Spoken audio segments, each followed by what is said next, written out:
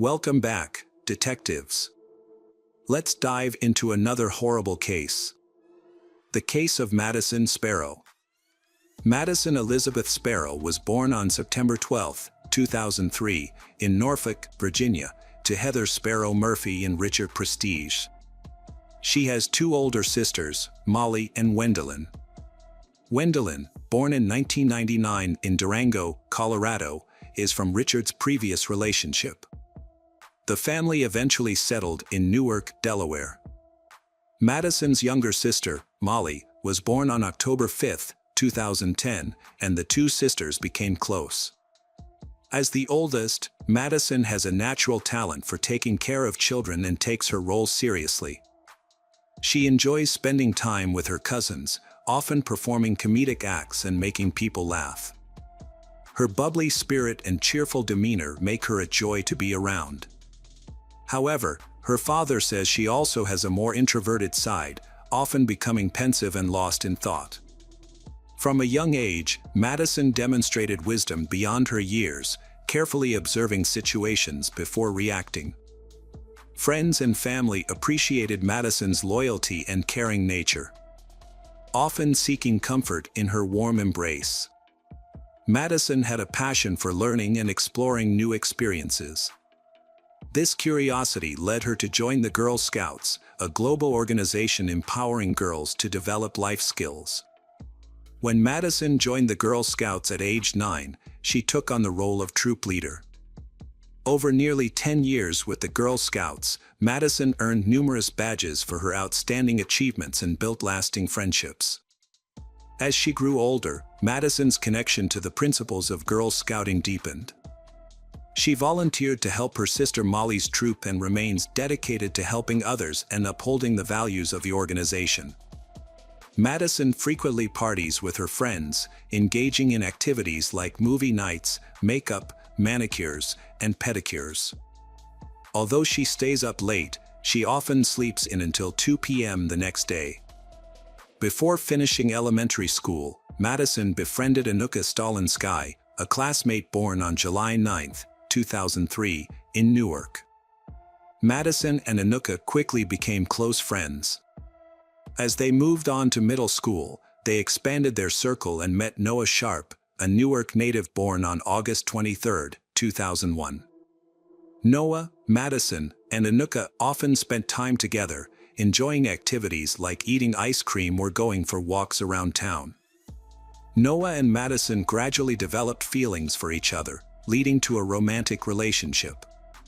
Their teenage romance blossomed quickly, and they fell deeply in love. However, their relationship took an unexpected turn in early 2020, about a year after they started dating. Madison decided to end the relationship, leaving Noah confused, as she did not give any clear reason for the breakup. After their amicable breakup, Noah remains heartbroken but finds emotional comfort in Anuka, who becomes a trusted companion. Noah and Anuka begin spending more time together and text each other daily. Despite still being sad, Noah starts dating Anuka. However, he maintains a relationship with his ex-girlfriend, Madison, and even visits her on her 17th birthday with a gift. During the visit, Madison's mother notices Noah's lingering emotional pain. Meanwhile, Anuka discovers Noah's encounter with Madison and becomes jealous. Noah's lingering resentment towards Madison turns into anger, and he wants to hurt her for not sharing his pain. Overcome with jealousy and hatred, Anuka and Noah devise a plan to harm Madison.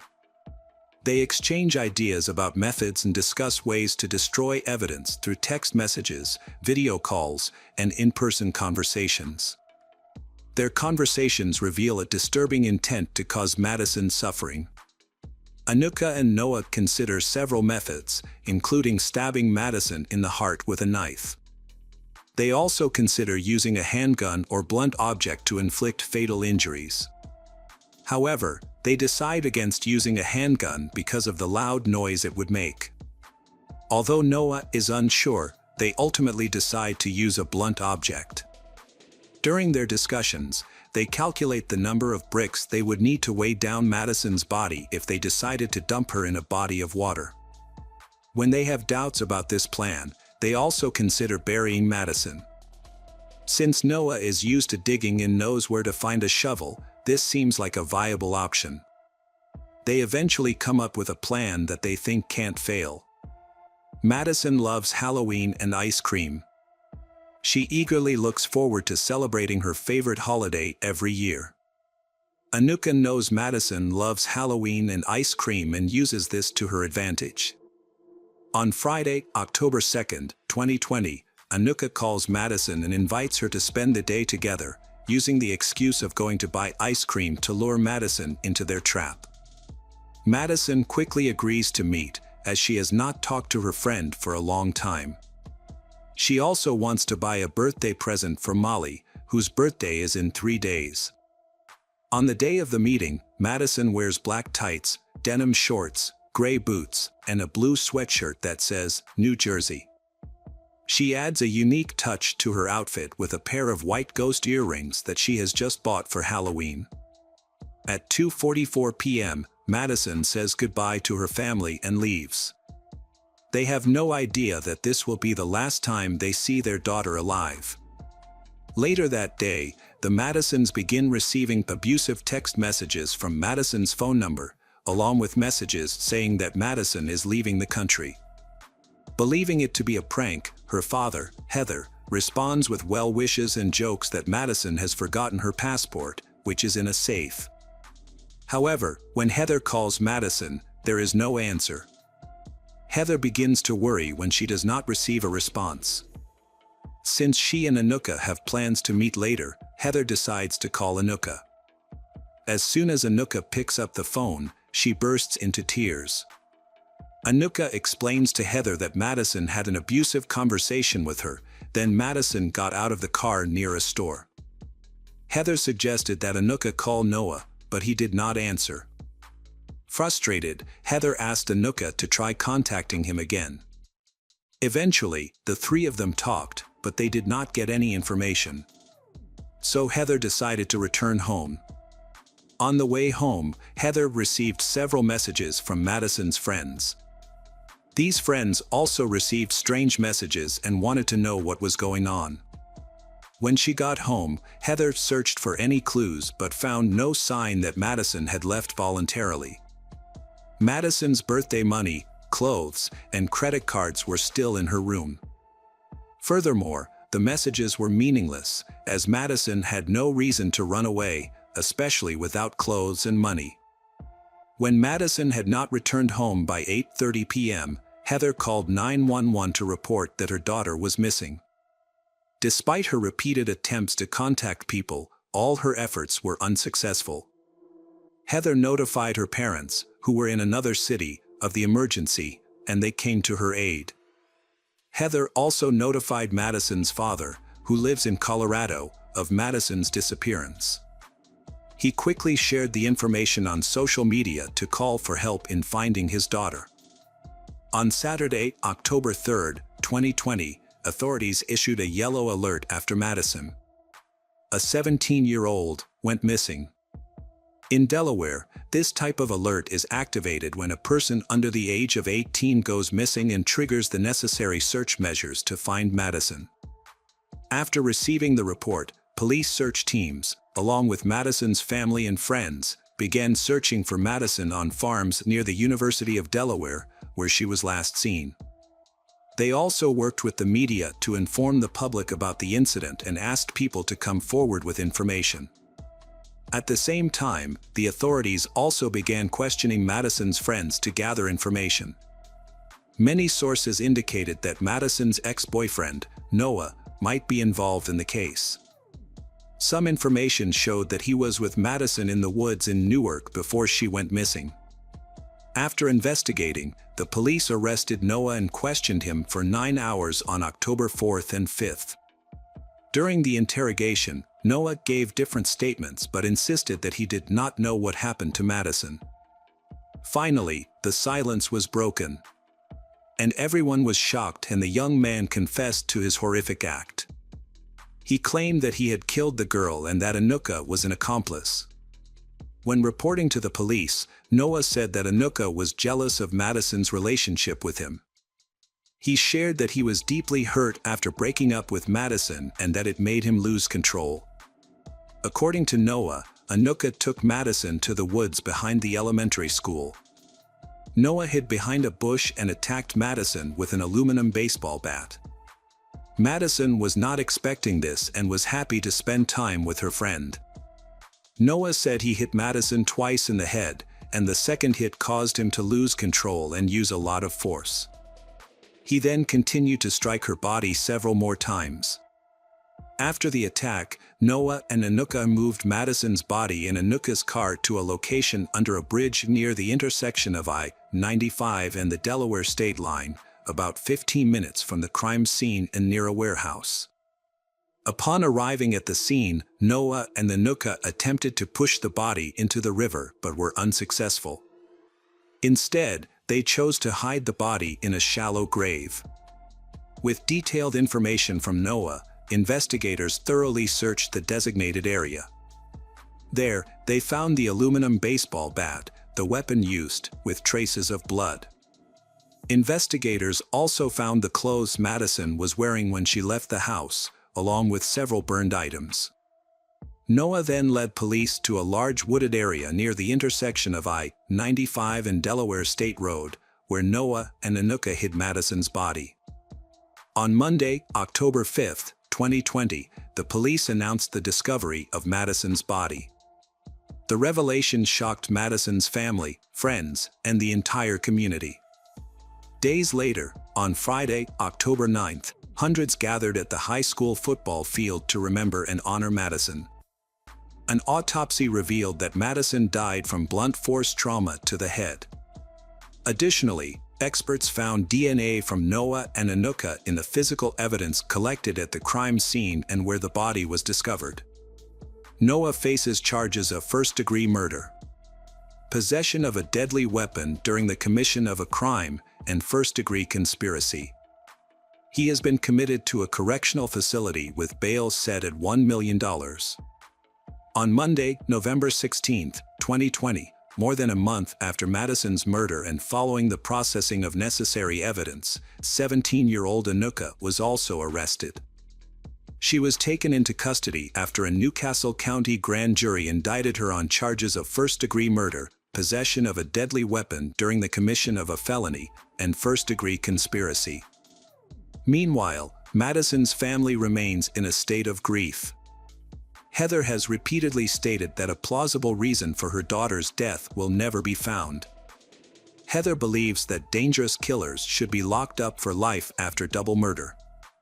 Although Noah admitted to detectives that he committed the crime, he denied it in his formal court indictment. Noah's defense argued that Noah was mentally unstable. Attorneys often attempt to justify their clients by citing mental instability. And this case is no exception.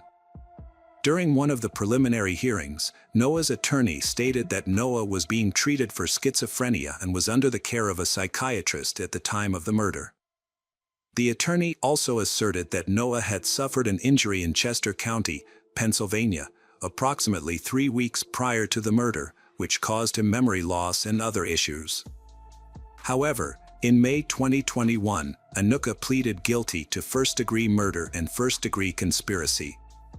Her attorneys reached a deal with prosecutors in which Anuka agreed to testify against Noah regarding his intention to end Madison's life.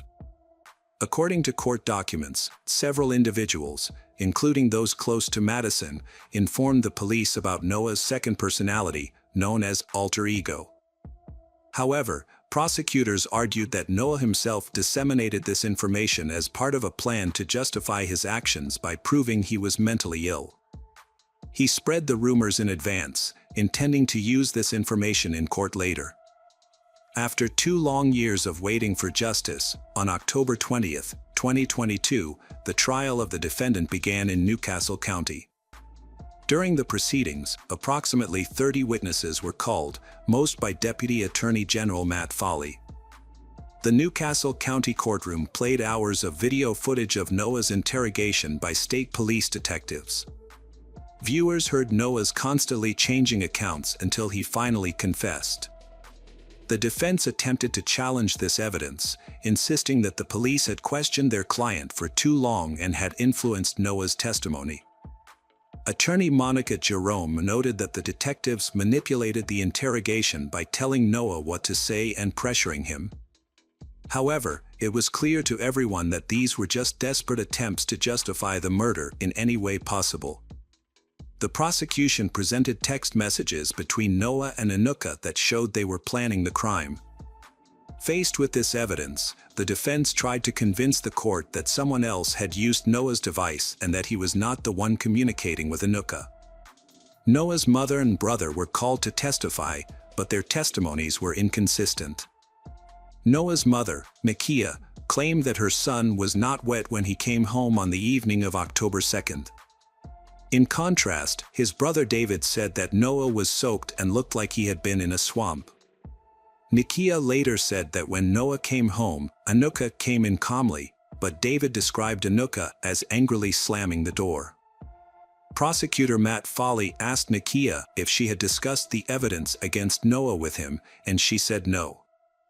However, the prosecutor played a recording of a phone call between Noah and his mother from a month before the trial. During the conversation, they discussed surveillance camera evidence from the elementary school.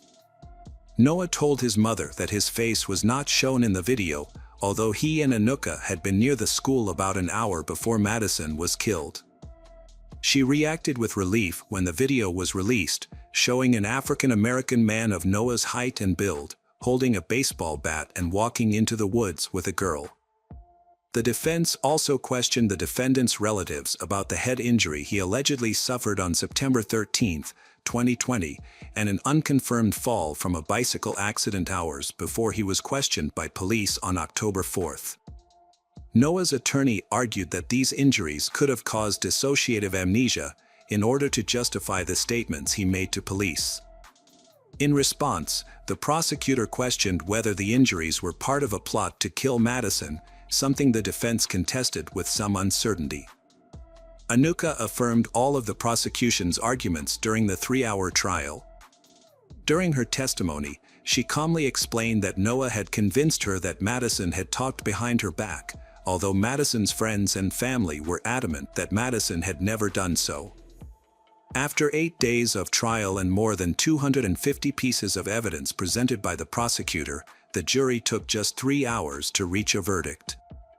Noah Sharp was found guilty on all counts, including first-degree murder, and sentenced to life in prison without the possibility of parole.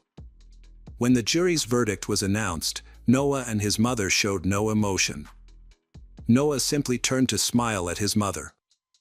Madison's family cried tears of relief before leaving the courtroom. Heather, Madison's mother, echoed her daughter's words, "Choose the light, not the dark. Love conquers all." She also expressed gratitude to her friends and family. "This has been a 2-year process, and we couldn't have done it without their continued love and support. We also want to thank everyone, especially Newark Charter School, the Board of Trustees, and families who have supported the Love Wins 5K over the past 2 years, as well as the Madison Sparrow Memorial Scholarship to support future educators."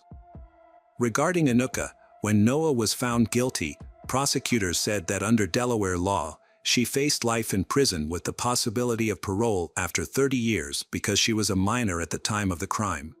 Welcome back, detectives. Let's dive into another horrible case, the case of Jessica Patel.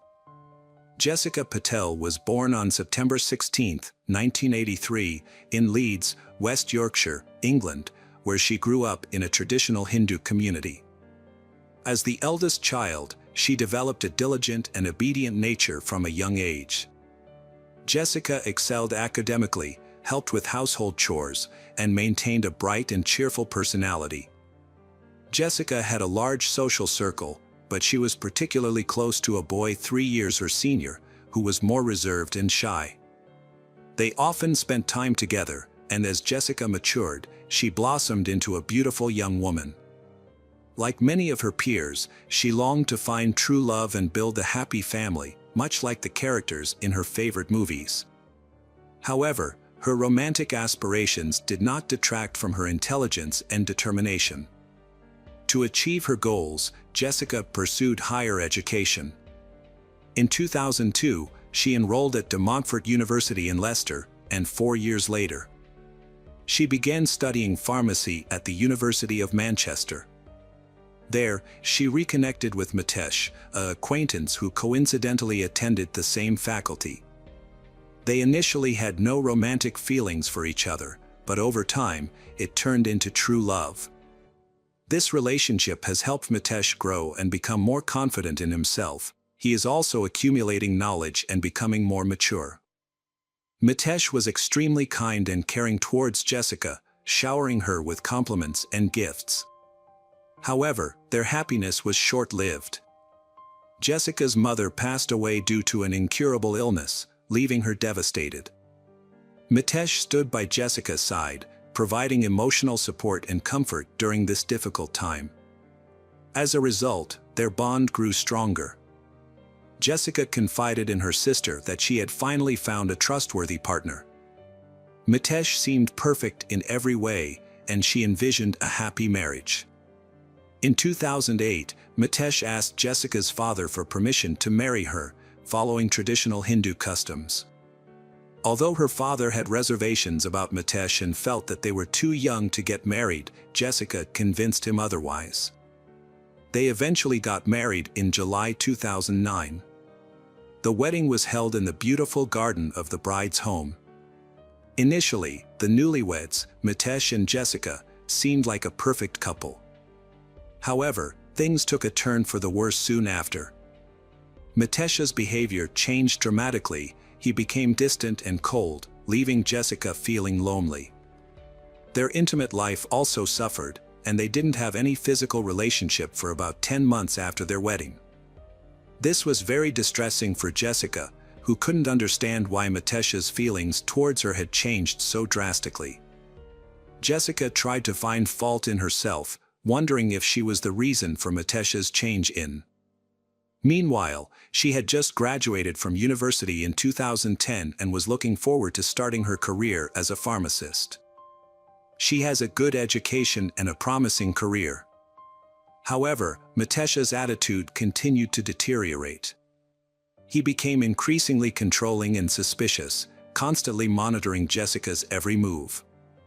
In February, her family suffered another grief. Her grandfather falls ill, his health begins to decline rapidly, and death seems inevitable. Manal's husband does not allow Jessica to spend much time with her family. This was the root of the conflict between they. When Manal confronted her husband about this, he became angry and responded by punching her in the face. As a result, when her grandfather was seriously ill, Jessica was only able to visit him a few times. Jessica comes from a traditional Indian family where his word is the law, restricting her from making her own choices. She felt trapped in a lonely marriage. One day, she confided in her family about her concerns. She expressed her suspicion that her husband, Mitesh, was being unfaithful. She noticed that whenever he received a phone call, he would excuse himself to another room. Additionally, he often stayed up late, spending hours alone, which further fueled her doubts. In 2012, Jessica's suspicions about her husband's infidelity were confirmed when she discovered romantic messages on his phone. Seeking help, she confided in Mitesh's cousin, with whom she had a good relationship. Instead of offering help or advice, the cousin blamed Jessica for her husband's behavior, implying that she was responsible for his infidelity. This response from Mitesh's cousin left Jessica feeling isolated and unsupported. To make matters worse, Mitesh also prohibited her from seeking comfort from her own sisters. It became clear that Mitesh was hiding something and trying to maintain his reputation and authority within the family and local community. In 2014, Mitesh and Jessica relocated to Lynor, a suburb of Middlesbrough in North Yorkshire, in an effort to start anew and distance themselves from their family. They purchased a large house, made renovations, and later opened their own pharmacy. Jessica had hoped that this fresh start would bring positive changes to their relationship. While their relationship did improve slightly, one thing was still missing: children. For 6 years, Jessica struggled with infertility, and Mitesh made veiled threats that he would leave her if she didn't become pregnant. In October 2015, she decided to go through in vitro fertilization. However, the initial attempts were unsuccessful, causing her to become increasingly anxious and depressed, especially with the added stress of hormone treatments. To make matters worse, Mitesh's behavior changed. He became distant and cold towards her at home. He would only show affection in public, and even then, it seemed superficial. He was often preoccupied with his phone, and the tension between them became unbearable. She reached her breaking point and suggested they separate, confessing that she was unhappy in the marriage. Mitesh's response caught her off guard. He claimed to love her and promised that things would improve over time. He even suggested that having a baby would strengthen their family bond. Jessica believed his words. For a moment she felt comforted and listened to, and her doubts subsided. On May 9, 2018, Mitesh and Jessica Patel received the exciting news that 3 of their embryos had been successfully fertilized, with a transfer scheduled for the following month. Jessica was overjoyed at the prospect of becoming a mother and eagerly shared the news with her family. Tragically, their happiness was short-lived.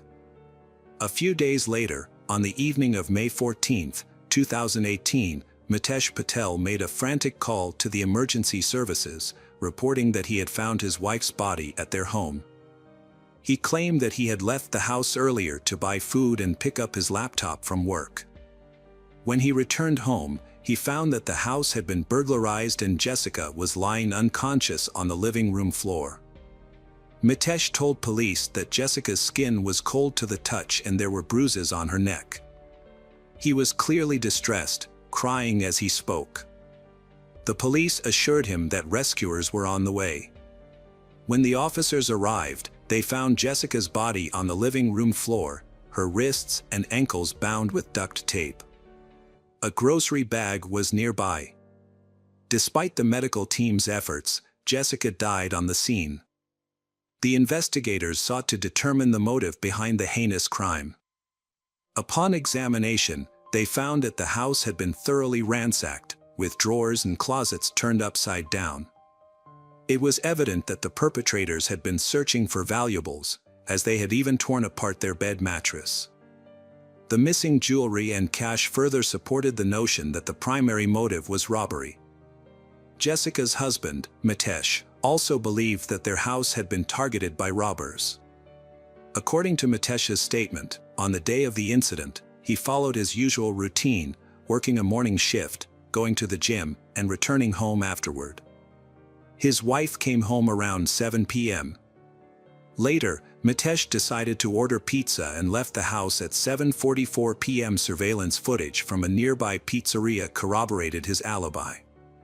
Before leaving the pizzeria, he tried to call his wife to tell her he was on his way home, but no one picked up. Mitesh stopped at a pharmacy without notice, so he returned home later than expected. When Mitesh returned home at 8:50 p.m., he was met with a gruesome scene. His wife was bound, and their belongings were scattered everywhere.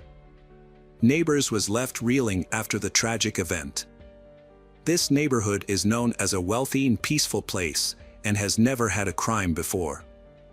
The autopsy report revealed that Jessica's cause of death was strangulation, with the attacker using a bag, bare hands, and an electrical cord to ensure her demise. Since there were no signs of forced entry, investigators initially suspected that Jessica knew her attacker and had let them into the house. Jessica's family quickly arrived and comforted Mitesh, who appeared to be extremely sad and lost over the passing of his wife. However, the police had their suspicions, and a thorough search of the house uncovered some crucial clues that would eventually lead to the capture and trial of the perpetrator. A health monitoring app on Jessica's phone also played an important role in finding the truth. 3 days after Jessica's murder, the lead investigator contacted her father, who was still near the crime scene, and asked him and other relatives to return home so as not to interfere with the ongoing investigation.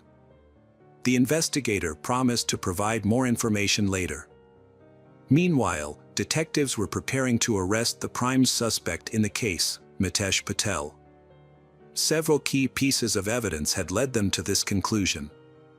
During the search of the crime scene, police found a damaged hard drive from a surveillance camera installed in front of the front door. The device was discovered in a suitcase under the bed. Further investigation uncovered a hidden photograph in their nightstand that showed Mitesh embracing another man named Amit. Additionally, footage from a camera across the street revealed that only Mitesh and Jessica entered and exited their home on the day of the murder, May 14th. The footage shows that Mitesh returned home at 3:30 p.m. Jessica arrived home from work at 7 p.m., and Mitesh left the house briefly to pick up pizza at 7:44 p.m., returning at 8:50 p.m. Since no one else was seen entering or leaving the house, the evidence pointed to one conclusion: Mitesh was the likely perpetrator. Mitesh was the prime suspect in the investigation, but the police lacked concrete evidence against him. As the detectives dug deeper, they uncovered a shocking secret that Mitesh had carefully kept hidden. Jessica had suspected that her husband was being unfaithful, and her instincts were correct. However, it was not what she expected. Mitesh was hiding his true sexual orientation. His marriage to Jessica was just a cover, a way to hide his true feelings for other men. 2 years into their marriage, Mitesh met Amit, an Indian man who was openly gay. Despite their cultural differences, they men quickly fell in love and secretly met each other whenever Mitesh was away on business. Unbeknownst to Jessica, her husband was leading a double life, pretending to be the perfect spouse while carrying on an illicit affair. In 2016, Amit moved to Australia, but Amit and Mitesh continued their relationship. Mitesh had had a plan to become same-sex parents with Amit by using Jessica's embryos and finding a surrogate. Mitesh had informed Amit that Jessica was having in vitro fertilization, IVF, and had asked if they could be together after this plan, to which Amit had replied that it would depend on the results. Mitesh confided in Amit, stating that eventually there would be no more obstacles in their relationship. In a message, Mitesh chillingly wrote, "Jessica's days are numbered." It was later discovered that Mitesh was secretly taking fertility-affecting medication to avoid intimate relations with Jessica. The investigation revealed that Mitesh's internet search history was reconstructed. He had searched for "how to get rid of his wife," Hindu funeral, and procedure for obtaining insurance payments for the murder of a spouse. Notably, Jessica had a £2 million life insurance policy. After her death, Mitesh planned to claim the money and use it to buy a property in Australia. In the weeks leading up to Jessica's death, Mitesh had been actively searching for a new home, aiming to create a comfortable environment for his future family. Investigators analyzed their cell phones and found incriminating messages. They also discovered a fitness app that tracked the number of steps taken by Jessica's. The data showed that Jessica's phone had not moved since 8:04 p.m. However, 15 minutes later, the phone recorded 14 steps, suggesting that either Jessica had made her last movements or someone had moved the device. In contrast, Mitesh's phone data revealed high physical activity and an elevated heart rate in the period leading up to his wife's murder, which was unusual for him. Between 7:44 p.m. and 8:30 p.m., Jessica's husband, Mitesh, walked up and down the stairs multiple times, creating false evidence of a burglary by throwing objects around the house. Before calling 911, he went upstairs to conceal evidence, including a hard drive from a surveillance camera in the safe of the pharmacy he and his wife owned. During the police investigation, they found stolen jewelry, £25,000, and a couple of gold bars, which Mitesh claimed had been taken during the robbery. They also discovered a roll of duct tape similar to the one used to bind the victim's arms and legs. The torn end of the tape matched the piece taken as evidence from Jessica's body. To create an alibi, Mitesh had to go to his workplace the evening after the pizza party. Despite planning for years, he was remarkably careless and left a trail of evidence behind. Furthermore, DNA analysis found under Jessica's fingernails showed that it matched Mitesh's DNA. Mitesh had scratch marks on his neck, which he attributed to a fall. During the investigation and subsequent trial, Mitesh, the accused, denied any wrongdoing. He claimed that his interactions with Jessica were mere coincidence. The 3-week trial strung together the developments in the case. It was established that he attacked his wife as soon as she entered the house. She fought back and scratched the attacker but was eventually controlled. Initially, Mitesh had planned to kill his wife by administering the lethal dose of insulin. However, this method takes a long time to be effective and there is a risk that the plan will be discovered. To ensure a quicker outcome, Mitesh suffocated his wife by putting a bag over her head. To make sure his wife was dead, he strangled her with his hands and then used a rope. The prosecution presented physical evidence, including empty ampules found in Mitesh Patel's laptop bag, which linked him to the crime. Mitesh brutally murdered his wife, Jessica, in their home, a place they had shared for years. The entire ordeal took only 20 minutes. He then brutally tied her up to create the appearance that she had been robbed. Following the murder, Mitesh went about his day as usual, even stopping at a pizza place and calling Jessica's phone. The news of her death left both families in shock and disbelief.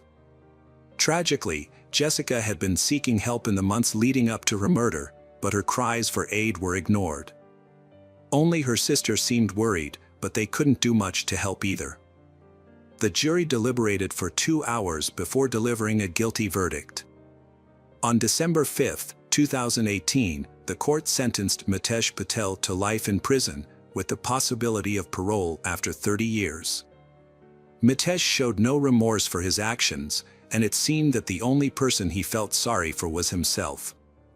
The family was still grappling with the loss of Jessica's death, remembering her in their daily prayers and cherishing the happy moments they had shared together.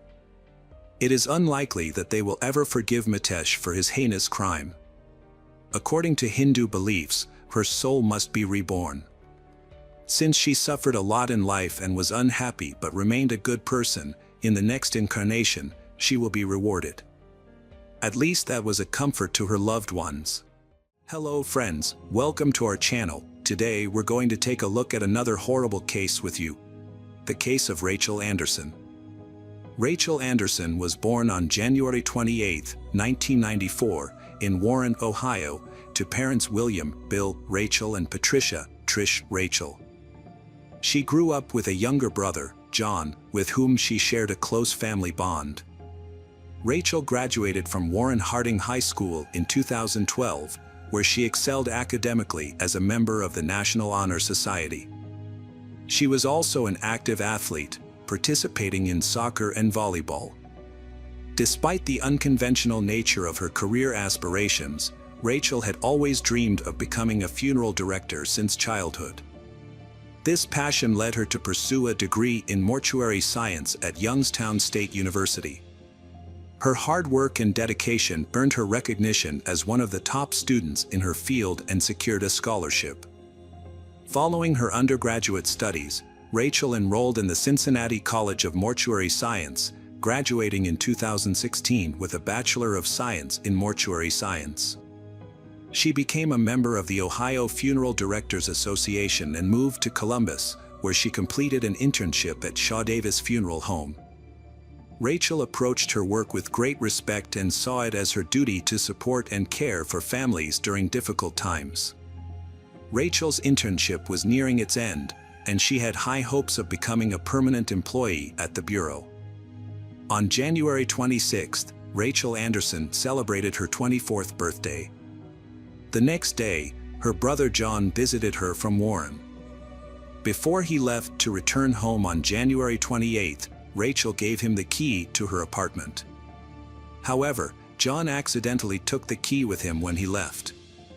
Later that day, Rachel realized she had misplaced her key and contacted John Kennedy, who had a spare, to arrange a pickup. After speaking with her mother around 6:30 p.m., Rachel retrieved her key from Kennedy. Since her apartment door could only be locked from the outside with a key, she had to leave it unlocked. Rachel stopped for dinner at her favorite restaurant and arrived home around 7:30 p.m.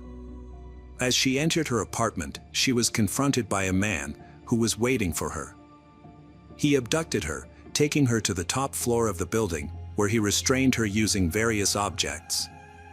The man bound Rachel's feet and ankles with a hair dryer cord, tied her hands with a belt and blinds cords, and used a curling iron cord to restrain her wrists. He also gagged her to silence her. A man then forced Rachel to reveal her PIN numbers and subjected her to torture, abuse, and physical harm. Ultimately, he strangled her with a cord from an electric blanket, causing blunt force trauma, and the stab wound to her head. After the attack, the man hid Rachel's body in a closet, leaving her partially naked with the electric blanket cord still tied around her neck. He then stole her car and used her bank cards to make purchases at several stores in Columbus. Forensic evidence revealed that bruising and red marks on Rachel's ankles and wrists suggested she was alive when the perpetrator restrained her. A DNA sample was discovered on the rope used to tie her up and on Rachel's body. The coroner's autopsy report concluded that Rachel's death was caused by a stab wound to the head and neck, contradicting the initial theory of strangulation. After interviewing Rachel's co-workers and her ex-boyfriend, who had an alibi, detectives explored alternative explanations for the attack. They returned to Rachel's apartment to search for clues, hoping to identify the perpetrator. During this search, they found Rachel's purse, which was missing her wallet, on the living room floor. 2 weeks later, Rachel's mother discovered the 9-inch steak knife used in the stabbing in a box in the apartment. Detectives initially thought the crime was a robbery, but the brutality and torture inflicted on Rachel suggested that the perpetrator was not just a thief, but a skilled and sadistic individual who took pleasure in exerting power over his victim. The investigators considered various motives but had no suspects and kept the investigation details secret to avoid compromising the case. Later, DNA samples were found on Rachel's body and at the crime scene, but unfortunately, they did not match anyone in the Special Services database. Fortunately, a surveillance video showed 2 people using Rachel's car to drive around the city after her death, and cash was withdrawn from her debit and credit cards. An investigation revealed a crucial lead when a phone number linked to the night of January 28, 2018, at Rachel's apartment, was identified. Location data analysis led authorities to the suspect. Anthony Perrin, a 54-year-old convicted offender, was arrested. He had spent 33 years in prison for violent crimes, including rape, robbery, kidnapping, and attempted murder. Anthony Perrin had a turbulent past, beginning with his upbringing by grandparents, then living with his mother. Mental health diagnoses, including conduct disorder and antisocial personality disorder, indicated serious social problems. He entered a youth commission facility at age 14, then transitioned into foster care. At 15, Anthony faced his first charge in 1980 for abusing a young foster brother he babysat. A year later, he threatened his girlfriend's mother with a knife and attempted to drown her before fleeing. In 1982, Anthony Perrin was convicted of crimes in Franklin at 17 and served 24 years. After release in 2006, he moved to Georgia, was charged with forgery in 2007, and spent 9 more years in prison. Released in 2017, he returned to Ohio, required to check in with the sheriff's department every 90 days. On August 21, 2017, Anthony was caught with a woman in his car. 6 days later, he was stopped for driving without a license and found with a knife and shotgun, but wasn't arrested. Later, CCTV footage showed Rachel's car outside a store, with a man getting out of the passenger side. The driver wasn't visible, but police identified the man as Anthony Slits. He was questioned and revealed he was approached by a man who offered him money to cash in his ex-girlfriend's cards. Slits confirmed Anthony's identity and outlined their route on January 28, 2018, when they tried to cash out Rachel's stolen cards. Anthony Perrin remained at large until his capture on February 9, 2018, when he was taken into custody following a multi-day stakeout of his sister's home. Anthony was charged with multiple counts of serious crimes, including burglary, robbery, kidnapping, rape, and murder. Nearly 2 years later, his trial began on February 4, 2020, and 4 witnesses testified on the first day, including Rachel's co-worker Jonathan Kennedy, who was the person who found Rachel. The trial continued with testimony from Jonathan and the manager of the apartment complex where the crime occurred. Officer Frank Ghani, who was parked outside the apartment when the body was discovered, also testified and shared the surveillance footage with the jury. On the same day, Anthony expressed dissatisfaction with his attorneys to the judge and requested new representation. However, it became apparent that Anthony was intentionally delaying the proceedings. The prosecution presented expert witnesses on February 10, including a latent print expert, who explained how technology was used to track the use of Rachel Anderson's debit card and its connection to the crime scene. The defendant's sister also testified, revealing that her brother had given her the debit card, claiming it belonged to his girlfriend. However, after watching news reports, she discovered that the card actually belonged to Rachel. The final day of testimony was February 11th. The medical examiner testified that the defendant's DNA was found at the crime scene. Additionally, a forensic pathologist and a deputy coroner from the Franklin County office provided details about the extent of Rachel Anderson's injuries. During the final hearing on February 12, Assistant Prosecutor Amy Van Killen presented the state's closing argument, outlining the events of the crime and asserting that Anthony had murdered Rachel Anderson in cold blood. In contrast, defense attorney Larry Thomas acknowledged that Anthony had used Rachel's cards, but argued that he was not responsible for the crime. The defense attorney argued that the prosecution's case lacked concrete evidence, as the DNA and cell phone data did not definitively link Anthony Perrin to the crime. However, after deliberating for approximately 6 hours over 2 days, the jury of 4 men and 8 women found him guilty on all counts. The prosecution pursued the death penalty due to the severity of the crime, which involved the murder of Rachel Anderson during an aggravated burglary. Additionally, Anthony's prior conviction for a similar attempted murder of a woman weighed against him. Prosecutor Bryan stated that some individuals consistently disregard the law, and Anthony Perrin is a prime example. The sentencing phase of the trial began on February 18th. In an attempt to mitigate the sentence, the defense presented evidence of Anthony's troubled childhood, but the prosecution counter-argued that the aggravating circumstances of the case outweighed any mitigating factors. During the trial, it was established that Anthony Perrin was fully aware of his actions when he attacked Rachel. Despite this, several people testified on his behalf, including his mother, sister, a psychologist, and a former teacher.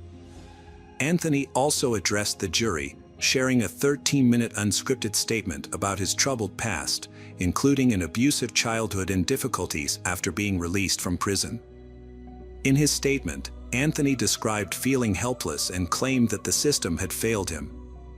He blamed the justice system for his current situation but did not directly address the crime or apologize for it. After deliberating for 3.5 hours, the jury was unable to agree on the death penalty and instead recommended life in prison without parole. The sentencing took place on March 16, 2020. Rachel's mother was visibly emotional in court as the verdict was announced. Rachel's father also spoke, expressing his surprise at how Anthony, a repeat offender with a history of violence, was able to make demands and become hysterical during the investigation. The case of Rachel Anderson's murder drew to a close as Anthony Perrin's sentence was handed down. However, What stood out was not the severity of the sentence, but rather the disturbing behavior of one individual, Anthony Perrin himself. As an adult, he shifted the blame away from himself and onto the system, denying any personal responsibility for his heinous actions. Despite his efforts to deflect blame, Anthony received 2 consecutive life sentences without parole, one for aggravated murder and another for violent crimes. In addition, he was given 63 more years for other crimes including burglary, kidnapping, robbery, and various violent offenses. This marked a total sentence of multiple consecutive life terms plus 63 years. Hello friends. Welcome to our channel. Today we're going to take a look at another horrible case with you. The case of Lizzie Marriott. In the fall of 2012, Lizzie Marriott began her studies in marine biology at the University of New Hampshire. To reduce her living expenses, she moved out of her family home in Massachusetts, where she lived with her parents, Bob and Melissa Lizzie, and relocated to Chester to live with her aunt and uncle, Tony and Becky Hannah. Lizzie quickly became a beloved member of her aunt and uncle's family. She had a passion for marine animals, which led her to pursue a degree in marine biology. Although she was now 2 hours away from her parents, they remained close and kept in regular contact. Lizzie was known for her kind, gentle, and sweet nature, which made her a favorite among those who knew her. Lizzie's aunt recalled that whenever Lizzie came home, she'd exclaim, "I'm home," and it filled their hearts with joy. Lizzie was thriving in her new life, with new opportunities opening up in her free time. She had found a job at Target, where she quickly fit in and earned respect from her colleagues. That's where she met Kate McDonough, an 18-year-old who quickly became a close friend. They girls often hung out after work, and one day, Kate invited Lizzie over to her apartment. On subsequent invitations, Lizzie was happy to accept. Lizzie and Kate planned a cozy evening with dinner and a movie on October 9th. However, Kate's boyfriend Seth joined them, bringing a lively atmosphere. Seth was a man of many talents, with a theater arts background and a black belt in karate. Lizzie's family and friends expected a fun evening together. When she failed to return home at the agreed-upon time, her relatives initially thought she might have stayed overnight at a friend's place and then headed to university. However, when she didn't show up the next day, her aunt and uncle grew concerned and contacted her parents, who were also unaware of her whereabouts. Lizzie's parents immediately drove to Chester, reporting their daughter's disappearance to the police along the way. The investigation began, and the police questioned everyone who knew Lizzie, but her relatives had no idea where she had gone. Fortunately, a friend named Nate revealed that he thought Lizzie might be with Kate McDonough. Nate asked Kate if she had seen Lizzie. Kate replied that she hadn't. Detectives began investigating the new information provided by Nate. In the meantime, they discovered that her bank accounts showed no activity, and her phone was dead. This led them to rule out the initial theory that she might have been involved in an accident. Shortly after, her car was located. After interviewing her friends and co-workers, investigators gathered some information about Kate and her boyfriend, Seth. Lizzie and Kate's acquaintances have noticed they spending increasing amounts of time together, despite their vastly different personalities. Outwardly, Lizzie is sociable and compassionate, whereas Kate is known for being rude. The reason behind their close relationship remains unclear. Lizzie was once a cheerful person, but after meeting Seth, she changed. Her co-workers noticed a difference, and she distanced herself from relatives who disapproved of Seth's behavior. They started dating when Lizzie was 17 and moved in together in Dover, New Hampshire, after she turned 18. On October 12th, authorities questioned Kate and Seth separately but at the same time. This tactic helped investigators gather more information. For 2 hours, Kate consistently denied ever having met Lizzie on October 9th, but then she stopped cooperating completely with the investigation. Seth, on the other hand, was more open with the details. He contradicted Kate's account, saying that Lizzie was actually at their place on the 9th. Seth described the events of that day, saying that he, Kate and Lizzie watched a movie together, played strip poker, and then engaged in a consensual threesome.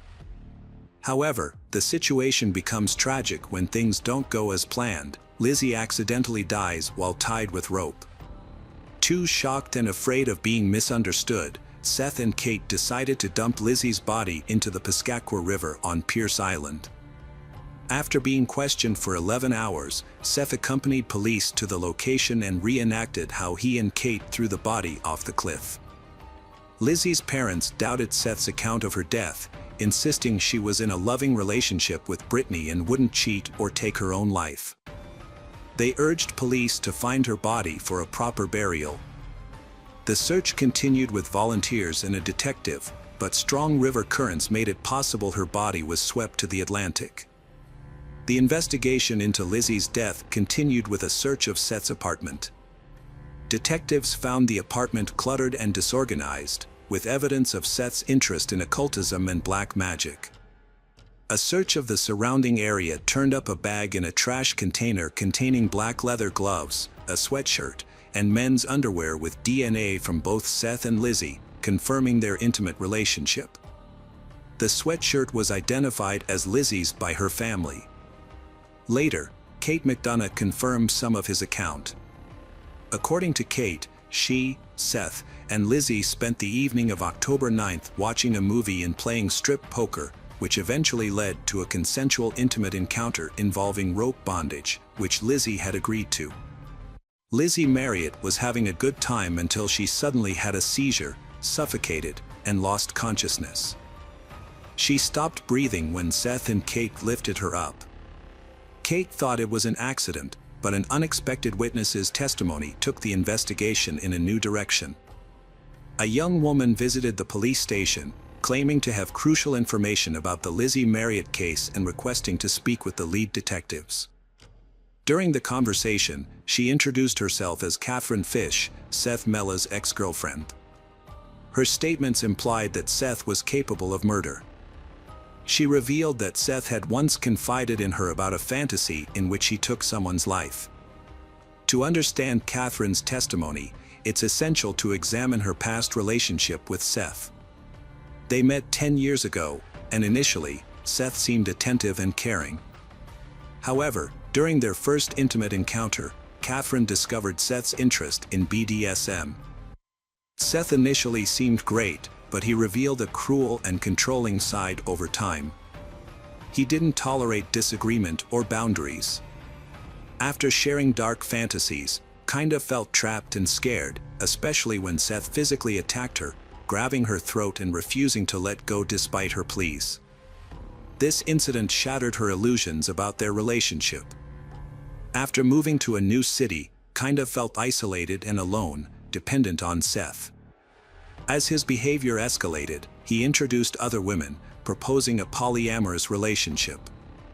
Kinda felt trapped, afraid to leave due to Seth's controlling behavior. It took months for her to gather the courage to escape the toxic relationship. In May 2014, Seth Mella appeared in court, facing not only intentional murder charges but also accusations of taking advantage of multiple individuals. Several people testified against him, including Kate McDonough. 2 months after Lizzie's death, Kate was arrested and held in custody on charges of obstructing justice and interfering with the investigation.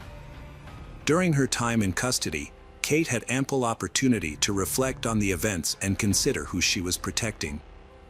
While imprisoned, Kate and Seth stayed in close touch and envisioned a life together in a country where they could not be extradited. They shared dreams of getting married, starting a family, and building a future, but their escape plan stalled in the winter of 2012.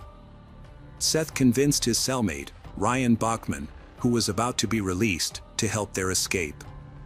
The plan was for Ryan to use his bank account to withdraw money, buy drugs, and sell them to increase their initial investment.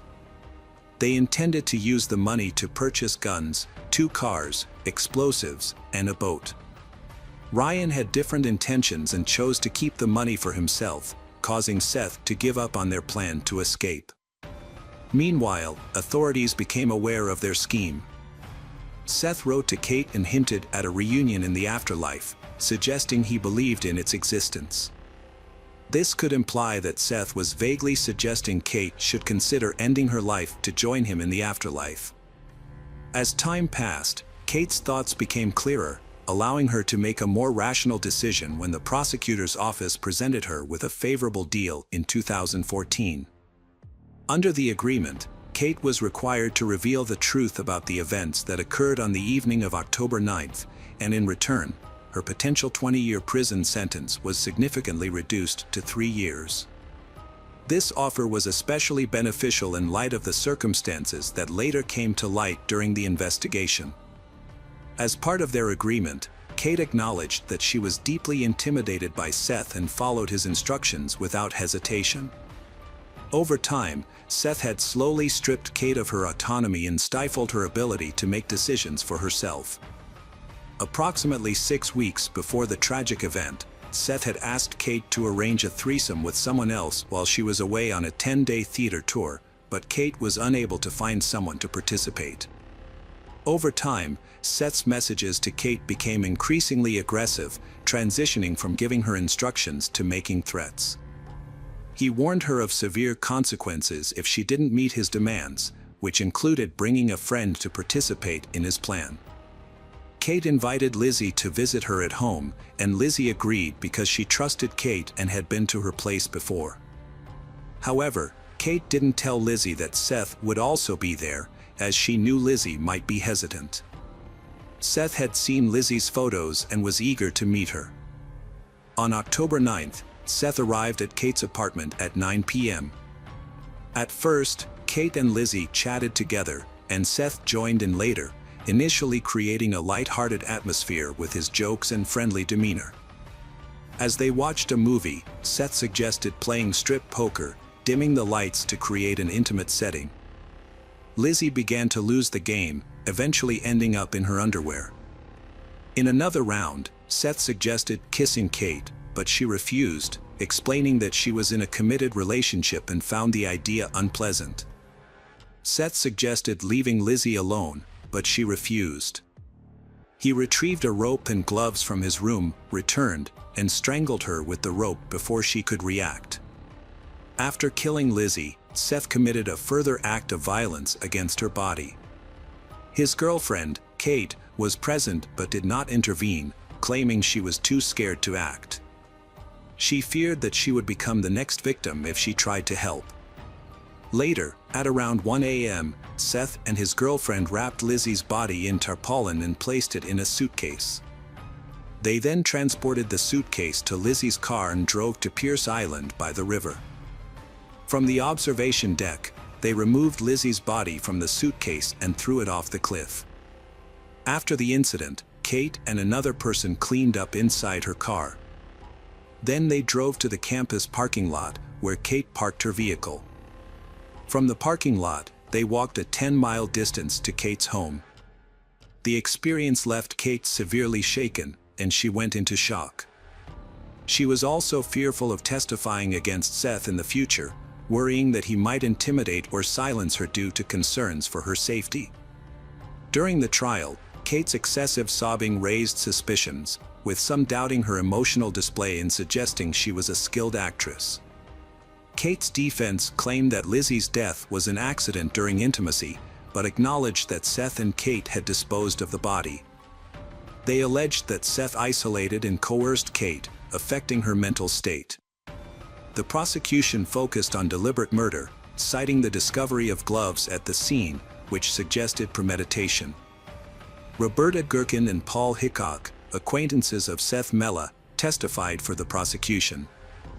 After Lizzie's murder, Seth called them at 10:49 p.m. asking for help. When they arrived after 11 p.m., they found Seth on the bed next to Kate McDonough in lingerie. Seth said, "This time things went too far." Roberta found Kate in the kitchen and suggested calling an ambulance. They chose not to intervene or contact police, avoiding involvement. Seth Mella was convicted of first-degree murder by strangulation and conspiracy in 2014, receiving a life sentence without parole.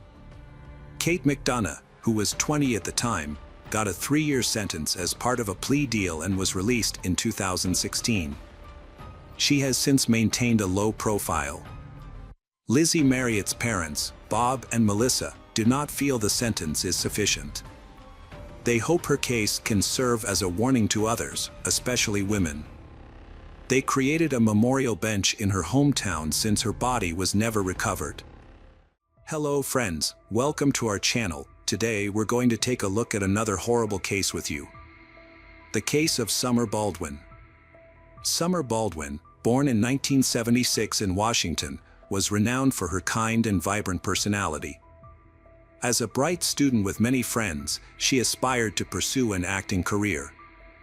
Following high school, Summer enrolled in community college but struggled with her studies. Seeking a change of environment and new opportunities, she moved to Texas with her friends, supported by her parents who hoped she could start anew. However, it is uncertain when Summer's life started to decline. She struggled with addiction to alcohol and illicit drugs, but unfortunately did not reach out to her family for support. As her addiction worsened, she lost her job and began associating with people who had a history of crime. Her dreams of becoming an actress were shattered, and she was eventually forced to work as an escort to make ends meet. Summer's parents remained oblivious to their daughter's struggles, believing she was living a successful life. The information provided about Summer's friends was limited. However, a significant detail emerged. A few months before her death, Summer had been a key witness in a major federal counterfeiting case. This revelation suggested that her murder might have been a contract killing by a criminal gang, drawing the attention of the FBI and putting the investigation under intense scrutiny. The investigation led to the first suspects. Rebecca, Summer's best friend, was called in for questioning by the police. She provided insight into Summer's occupation and mentioned several of her boyfriends, one of whom had a history of aggressive behavior, including physical abuse and persistent stalking after their breakup. This man became the initial suspect in the case. Summer's ex-boyfriend was detained and brought to the station on the same day. However, he vehemently denied any involvement in the case and appeared genuinely surprised and distraught upon learning of Summer's death. Furthermore, he had a solid alibi for the night before the tragedy, having been involved in a drunken brawl at a bar and spending the night in a cell with another individual. As a result, the police were forced to release the first and, at the time, only suspect. Another friend and colleague of Summer named Marguerite provided crucial information to the investigation. Marguerite reported that she saw Summer on the evening of September 11th at a convenience store parking lot. They had a brief conversation. Marguerite recalled that a red van pulled into the parking lot, and a young, physically fit Latino man got out to enter the store, likely to make a purchase. While he was inside, Summer exited the van from the passenger side to greet Marguerite. Summer mentioned that the man was a client she had met for the second time in recent days.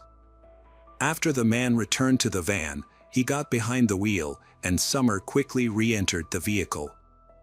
Marguerite didn't notice which direction the van took when it left, nor did she know where Summer and the man were headed.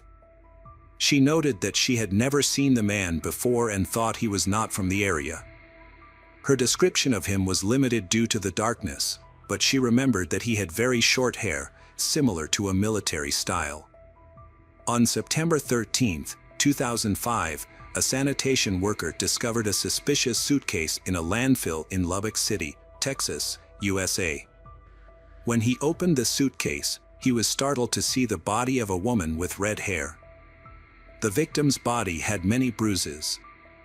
The victim's leg was tattooed with the word Summer. The suitcase, which tragically became her coffin, presented a peculiar appearance. Externally, it was covered in garbage and waste, yet surprisingly, it showed no signs of wear and tear, and its wheels appeared brand new.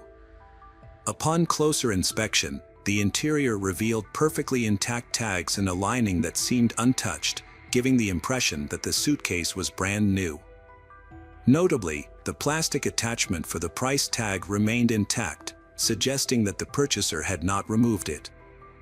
Further investigation revealed that this particular brand of suitcase was widely available in numerous stores throughout the city. However, this specific large model was only sold in 2 stores. A crucial breakthrough came when the perfectly preserved barcode led investigators to a Walmart store in the same area where Summer was last seen alive. Records showed that 2 identical suitcases were purchased on the day preceding the gruesome discovery, one in the afternoon and the other around 2 a.m., a timing that raised suspicions due to its unusual nature. Police officers promptly visited the store and obtained the surveillance camera footage. After reviewing the footage, they discovered that an elderly couple had purchased the first suitcase. Initially, they didn't raise any suspicions, but they were tracked down and were able to present the suitcase, explaining that it was bought for a vacation. However, the second suitcase was purchased by a young, athletic Latino man with very short hair, similar to a military haircut. This raised suspicions that he might be the person seen with Summer in the supermarket parking lot, as described by a witness. Additionally, the man bought disposable gloves at checkout, further arousing suspicions. The store's external surveillance cameras provided more information, showing the man leaving the store with the suitcase and loading it into a red van. With too many coincidences, the police believed they had identified the suspect and now needed to confirm his identity, locate him, and bring him in for questioning. The man took extreme precautions to avoid detection, using cash instead of a credit card to prevent leaving a digital trail. However, he overlooked the parking lot surveillance cameras, which clearly captured his vehicle's license plate number. The police quickly tracked the vehicle to a rental car company and identified the renter as Rosendo Rodriguez, a reservist in the U.S. Marine Corps. Rosendo had a clean record and was in town for a brief training stint with his unit. Initially, it was difficult for the police to locate Rosendo, as he wasn't staying at the same hotel as his unit. But with his personal details in hand, the police discovered that he had withdrawn a large sum of cash from an ATM at a different hotel, likely the money used to purchase the suitcase and gloves. Further investigation revealed that Rosendo had checked into this hotel under the name Thomas Rosendo, matching his physical description, on September 11th. It appeared that Rosendo had used an alias for unknown reasons. The investigation got a lucky break. Although Rosendo had already checked out of his hotel room, it hadn't been cleaned yet, and it contained crucial evidence. The carpet, bed, and walls had brown stains and splatters that looked like dried blood. A tag from a new suitcase was found near the bed. The trash had used contraceptives and disposable gloves in it. Forensic analysis confirmed the dried blood belonged to Summer. DNA on the contraceptives and gloves matched both Summer and Rosendo. This proved they had found the killer. However, Rosendo had already left the city by then. With this information, it was easy to track him down. Rosendo Rodriguez was born on March 26, 1980, in Wichita Falls, Texas. He came from a low-income family of Mexican immigrants and had a difficult childhood. His father, who struggled with alcoholism, was abusive to his wife and children. As a result, Rosendo was exposed to violence from an early age. He was aggressive and frequently got into fights at school. However, as he matured, he learned to manage his anger. After finishing high school, Rosendo attended Texas Tech University. He lived on his own and worked various jobs, including at a pizzeria and as an office clerk. Eventually, he decided to join the U.S. Marine Corps. His colleagues in the military described him as calm, disciplined, and reliable. They also saw him as a good friend who was always willing to help. Rosendo was well-educated and physically attractive, making him popular with women.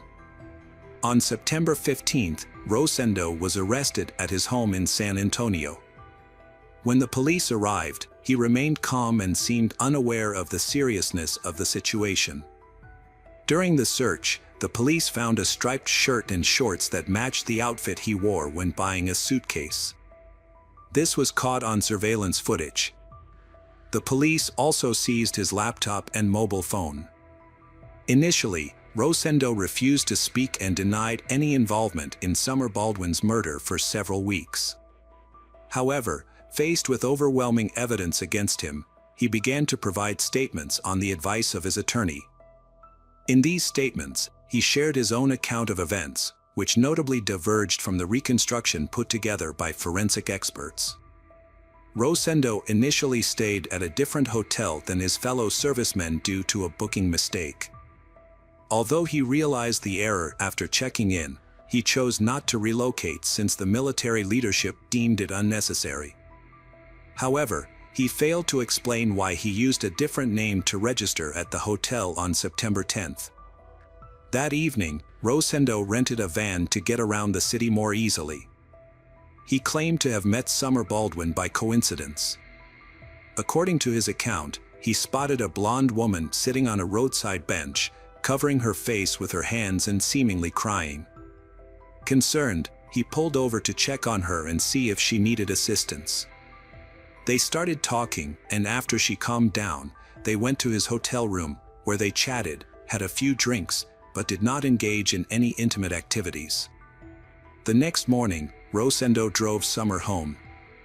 They made plans to meet again in the evening. At around 9 p.m., he picked her up from the same location and they went to a supermarket. There, Summer ran into her friend Marjorie. Afterward, they returned to the hotel. According to Rosendo, he and Summer engaged in consensual intimacy at the hotel. However, the situation took a turn when Summer allegedly became aggressive and demanded money. This caught Rosendo off guard, as he claimed he was unaware that Summer was a sex worker. When he refused to pay, Summer reportedly pulled out a knife and threatened him. Rosendo managed to disarm her and punched her in the face, causing her nose to bleed. He claimed that he was acting in self-defense and did not intend to harm her. Shortly after, Summer collapsed onto the bed and began convulsing, foaming at the mouth. Rosendo stated that he attempted to help her but was hesitant to perform mouth-to-mouth resuscitation due to the blood and foam on her face. After a minute, Summer stopped breathing. Realizing Summer was dead, Rosendo panicked. He went to a nearby store, purchased a suitcase and gloves, and returned to the hotel. He then placed Summer's body in the suitcase and disposed of it in a dumpster, knowing it would be taken to the landfill the next morning. Afterward, he checked out of the hotel, returned the rental car, and drove back to San Antonio, pretending as though nothing had happened. Inconsistencies in the suspect's story raised suspicions among investigators. Rosendo Rodriguez's lies were evident due to numerous discrepancies in his account. One inconsistency arose when Marjorie, who met Summer in the parking lot on the night of the crime, stated that Summer mentioned the man was a client she had previously met for a paid encounter. However, Rosendo claimed their interaction was consensual, which contradicts evidence on Summer's body indicating she was taken advantage of. It is possible their initial encounter was consensual, leading Summer to agree to meet him again. Rosendo also claimed he only hit Summer once to calm her down, and she died from a seizure. But the autopsy revealed around 30 fresh bruises on Baldwin's head and body, as well as several stab wounds. Furthermore, evidence indicates she was alive when he packed her into the suitcase, which contradicts his claim that she was already dead. A search of Rosendo's laptop revealed a disturbing information in the days leading up to his arrest. He had been actively searching for information about Summer, including whether she was being searched for and if her body had been found in a landfill. Rosendo also frequently searched for information on Joanna Catherine Rogers, a 16-year-old girl from Lubbock who had gone missing a year and a half prior. Rosendo agreed to a plea deal that included a reduced sentence and no death penalty in exchange for explaining what happened to Joanna. He said he met Joanna, a high school student, in late April 2004. After a few meetings, they went to his hotel room on May 4th, where they got into an argument over money and potential rape allegations. The argument escalated, and Rosendo panicked, covering Joanna's mouth to quiet her, which unintentionally led to her death. In a desperate attempt to dispose of the body, Rosendo put it in his suitcase and threw it into a dumpster. This was the same method he used a year and a half later to dispose of Summer's body. Initially, Rosendo admitted to these events but later claimed his confession was false and that he had been coerced into making it. The police realized they needed to find Joanna's body to build a stronger case, so they launched a massive search of the city dump. Over a year later, they made a miraculous discovery, a suitcase containing Joanna's remains, despite severe decomposition. DNA testing confirmed the identity of the remains. This new evidence allowed authorities to charge Rosendo as a serial offender with a consistent modus operandi, committing similar heinous crimes. During the trial, the verdict was clear: Rosendo was guilty of first-degree murder. The court decided on the death penalty, largely due to the fact that Summer Baldwin was 3 months pregnant when she was murdered. This aggravating factor was a key consideration in the sentencing. Rosendo was sentenced to death by lethal injection. Despite the overwhelming evidence, Rosendo and his lawyers filed multiple appeals, claiming errors and misconduct by investigators. However, all appeals were rejected.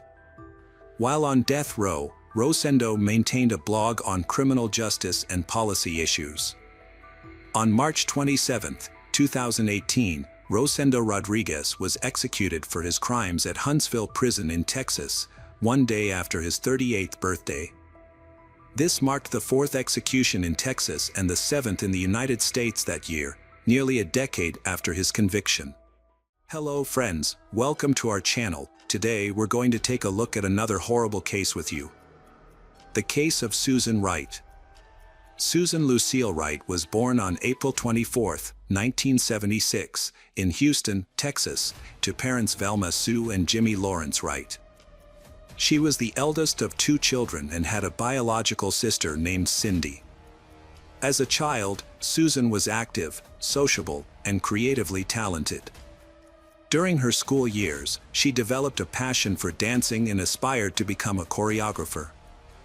With her bright and attractive appearance, as well as her slender figure, she drew many admirers and being the center of attention. After completing high school, Susan tried but was unsuccessful in getting into college. To raise funds for her future education, she decided to take some time off. During this period, she found work as a dancer at a well-known nightclub, performing partially nude on stage. She decided to leave her job and use her savings to enroll in evening courses at a nursing school. To support herself and maintain her independence, Susan took a job as a waitress at a restaurant while pursuing her studies. However, she soon discovered that medicine was not her real passion and had trouble paying for her studies. Consequently, she stopped attending her classes to concentrate on her job. In the summer of 1997, 21-year-old Susan met her future husband, Jeffrey Andrew Wright, at the Galveston restaurant where she worked. He was immediately drawn to her beauty and radiant smile, becoming a regular customer and leaving generous tips. After some time, Jeffrey mustered the courage to ask Susan for her phone number. He would call her daily, sometimes multiple times a day, to arrange romantic dates and surprise her with small gestures, such as sending flowers with heartfelt notes to her workplace. In the evenings, he would meet her and walk her home. The man was 8 years older than Susan, but she didn't consider this a significant issue. He was charming, attentive, and caring, which quickly won her over. However, it soon became apparent that Jeffrey struggled with alcohol and substance abuse. He claimed to have overcome his addiction to drugs and promised to quit drinking entirely. Susan, being young and in love for the first time, believed him. She thought that their love could conquer any obstacle. Shortly after, Susan discovered she was pregnant and excitedly shared the news with Jeffrey. Although he seemed pleased about becoming a father, he didn't take any decisive action, such as proposing or suggesting they move in together. Confused by Jeffrey's behavior, Susan took matters into her own hands. She insisted that their child should be born within a married family, and Jeffrey agreed to her terms. By the time they officially got married, Susan was already 8 months pregnant. They chose to have a quiet, intimate wedding without guests or celebrations, rather than a grand ceremony. Around this time, they purchased a home in a quiet area of Harris County, Texas, and moved in a couple of weeks before the birth of their child. In December 1998, they welcomed their first child, a son named Bradley, and appeared to be the perfect family. In 2001, Susan became pregnant again, and in the spring of 2002, she gave birth to a daughter named Kay. The family had a small dog named Buck, a comfortable family car. Jeffrey worked at a local construction company, and after the children were born, Susan became a stay-at-home mom by mutual agreement. She took care of the kids and created a cozy home environment. The neighbors said that Mrs. Susan was a kind person, friendly, sociable, a caring mother, and a loving wife. However, it was later revealed that the reality of their family life was far from perfect. Her husband was extremely demanding in every aspect of their lives. Susan's days were filled with cleaning, doing laundry, and cooking. Jeffrey demanded freshly cooked meals every day, prohibiting her from preparing meals in advance or reheating leftovers. Maintaining a perfect and clean home was a challenging task, especially with 2 small children. Additionally, Jeffrey required his clothes to be washed almost daily, as he refused to wear the same item twice. If Susan failed to meet these expectations, she faced insults, humiliation, and even physical abuse. Moreover, Jeffrey was extremely frugal, providing Susan with a meager weekly allowance of $100 to cover all household expenses, including cooking, childcare, and maintenance. Susan had to keep track of every expense, giving receipts to her husband Jeffrey. However, Jeffrey's behavior was a bigger issue. Despite promising to quit drinking, he continued and started using drugs, downplaying it as light doping for work stress. The substances made him aggressive, causing him to harm Susan and their son. Jeffrey denied his behavior was a problem, claiming Susan knew about his substance use before marriage. His parents sympathized with Susan but felt powerless to intervene. After moving in together, Jeffrey's behavior became increasingly aggressive, leading to physical, emotional, and intimate abuse. He initially apologized, but the violence became regular. Jeffrey would often go to the gym 3 times a week to practice boxing as a stress relief measure. He looked forward to sharing this activity with his son when the boy was older. On January 13, 2003, Jeffrey returned home from the gym agitated and on edge. As Susan prepared dinner, he attempted to teach their 5-year-old son some boxing moves but lost control and struck the child, causing the boy to burst into tears. Susan pretended not to notice the incident, but it was the last straw for her. Following dinner, she put the kids to bed. Meanwhile, Jeffrey stayed in the bedroom, where he continued to take drugs. There are different accounts of what happened next. According to Susan, when she went into the room, Jeffrey assaulted her, attempted to rape her, and tried to stab her with a knife. She claimed she fought back in self-defense after managing to take the knife from him. The events that followed are unclear, with different accounts of what happened. According to Susan, when she entered the bedroom, Jeffrey tried to attack her, sexually assault her, and kill her with a knife. However, she claims she managed to grab the knife and defended herself, leading to a fight. Her story changed multiple times, but the version told in court, based on the investigation, was considered more believable. Susan decided to use her dance skills to distract her husband and lower his guard. Wearing a short silk robe over her bare body, she put on a seductive show for Jeffrey. She then suggested a role-playing game that involved tying him up, which he agreed to. Using 3 of Jeffrey's neckties, she bound his hands and one leg to the bed. She used the silk belt from her robe to secure his other leg. With Jeffrey immobilized, Susan created a makeshift gag using her underwear, pretending it was part of the intimate game. To set the mood, she lit candles and turned off the lights. Jeffrey was tied to the bed with a gag in his mouth, unable to move or speak. The room was dimly lit. Jeffrey poured hot wax from a candle onto Jeffrey's chest, which was painful but initially seemed like part of a game they were playing. However, when she poured wax onto his genital area, the pain became unbearable. Jeffrey tried to free himself and scream, but he couldn't. His wife, Susan, took a small sharp knife from the kitchen and began stabbing him repeatedly, starting at his groin and moving up his body, slashing his genitals, legs, abdomen, chest, arms, neck, and face. She began slowly, expressing her grievances with each stab, recounting the insults, humiliations, and abuse she had suffered. As she continued, Susan began to cry and stab faster. Experts later counted 193 shallow knife wounds on Jeffrey's body. Most of these wounds were not fatal, and Jeffrey was conscious for most of the ordeal. Susan's actions suggested she was in a state of extreme emotional distress. Her lawyers argued that she was in a state of affect, unable to stop even when Jeffrey showed no signs of life. She had not considered what she would do next or how she would handle the body. Shallow grave in the backyard. She sat next to her husband's body on the floor for hours. Eventually, she looked around the blood-covered bedroom and knew she had to act before dawn.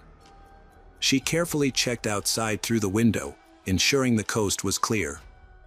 Her gaze landed on a shallow pit in the backyard that Jeffrey had dug for a fountain over the weekend. A plan formed instantly. This pit would become her despised husband's grave. To move the body, Susan used a garden wheelbarrow. This raised questions for investigators, as a petite woman was able to single-handedly lift and transport a man twice her weight out of the house. Suspicions of an accomplice arose but were never confirmed. Under the cover of darkness, Susan discreetly relocated the body to the pit and covered it with a thin layer of soil. She then cleaned up, removing the blood-stained curtains and bed linen, placing them in trash bags and dispersing them in different bins. The blood-soaked mattress was flipped over, as Susan was unsure how to properly clean it. She spent the remaining time until dawn scrubbing blood from the floor, walls, and carpet. Scrubbing the carpet is a big deal, with a large stain that couldn't be removed.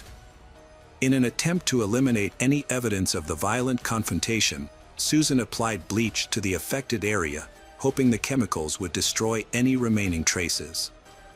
Susan made a distressing call to her husband's parents in Austin, Texas. She was emotional as she recounted the events. Her husband, under the influence, had physically assaulted her and their son, spilled bleach on the carpet, and then ended their relationship before leaving. Jeffrey's parents were shocked and concerned by the news. Although they were aware that their son had his flaws, they felt genuine sympathy for their daughter-in-law. However, when they learned that he had hit their grandchild, they immediately offered for Susan and the children to come and stay with them. Despite their willingness to help, the young mother declined their offer. She added that she planned to file a police report and reveal all the incidents that had occurred at their residence. 2 days later, Susan visited the police station as her husband's sudden disappearance raised increasing concerns and action was necessary. Susan reported that she and her children had been victims of domestic violence perpetrated by her husband and required protection. She successfully obtained a restraining order against her husband, preventing him from approaching her and the children, although she was already aware that he would never be able to come near them again. As evidence, Susan presented bruises and cuts on her arms, which she alleged were inflicted by her husband using keys when she attempted to defend herself. Additionally, Susan had a small bruise on his face and corroborated that his father had struck him. At first, the tearful woman's story seemed believable and logical.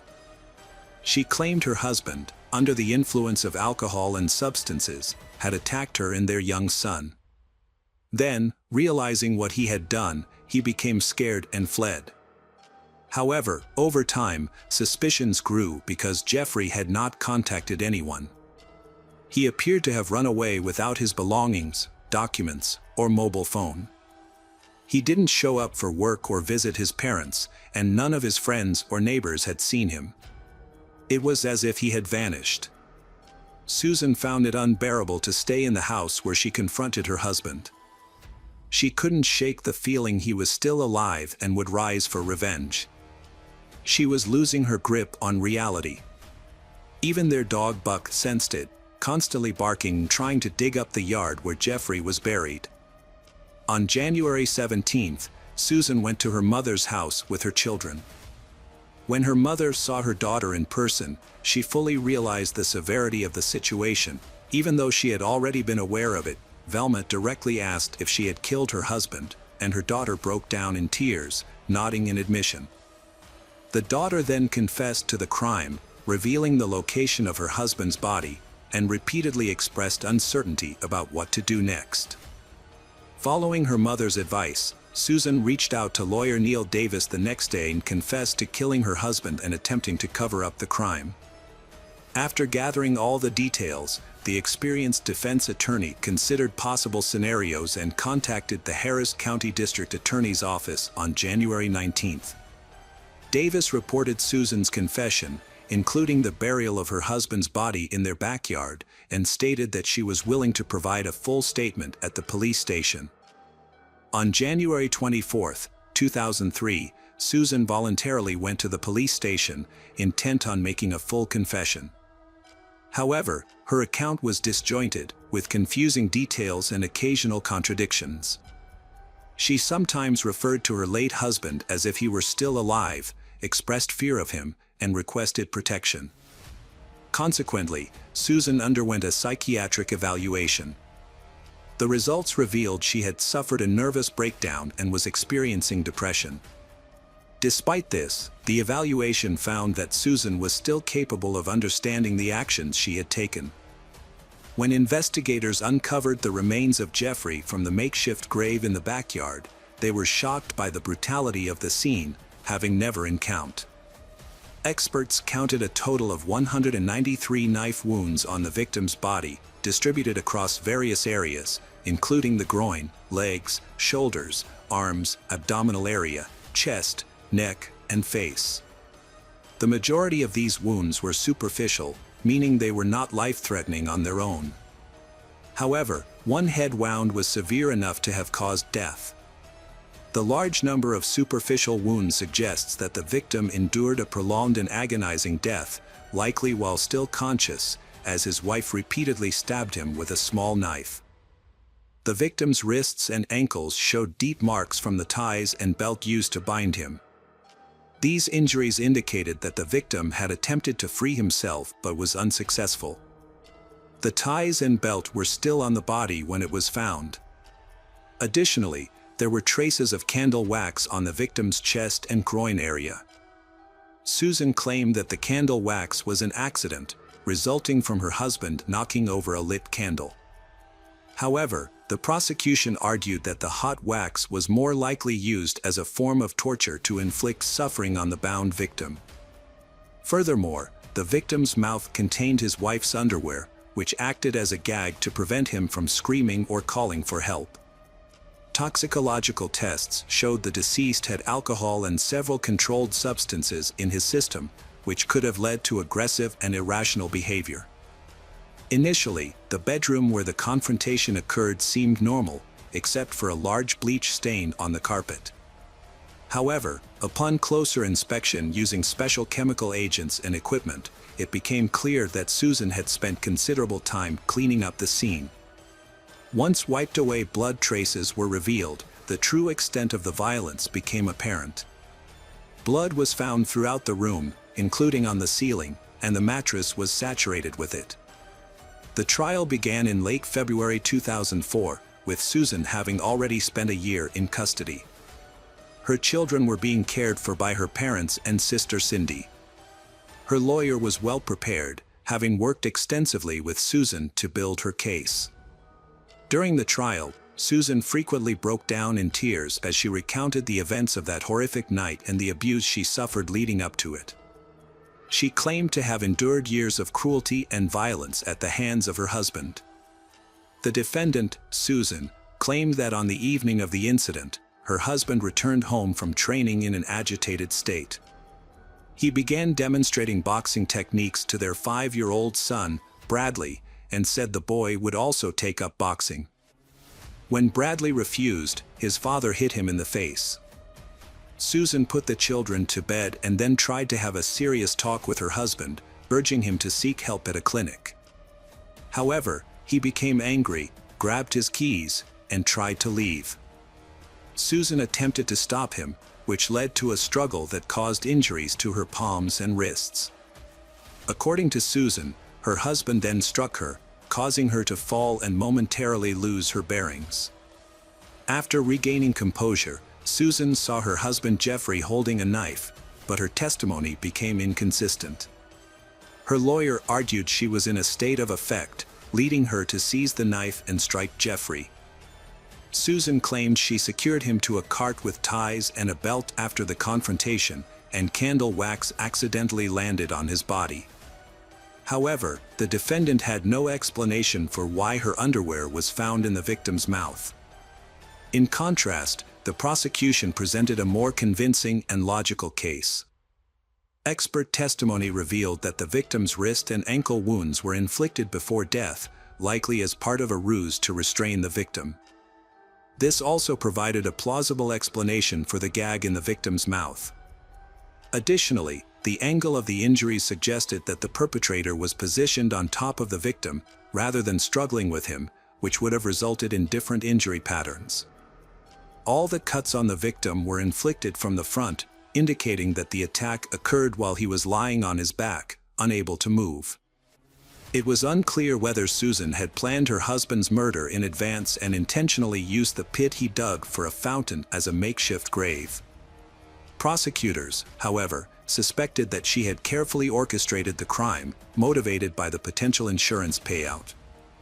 The case drew widespread media attention, with Susan being labeled the blue-eyed butcher or blonde meat grinder by the press.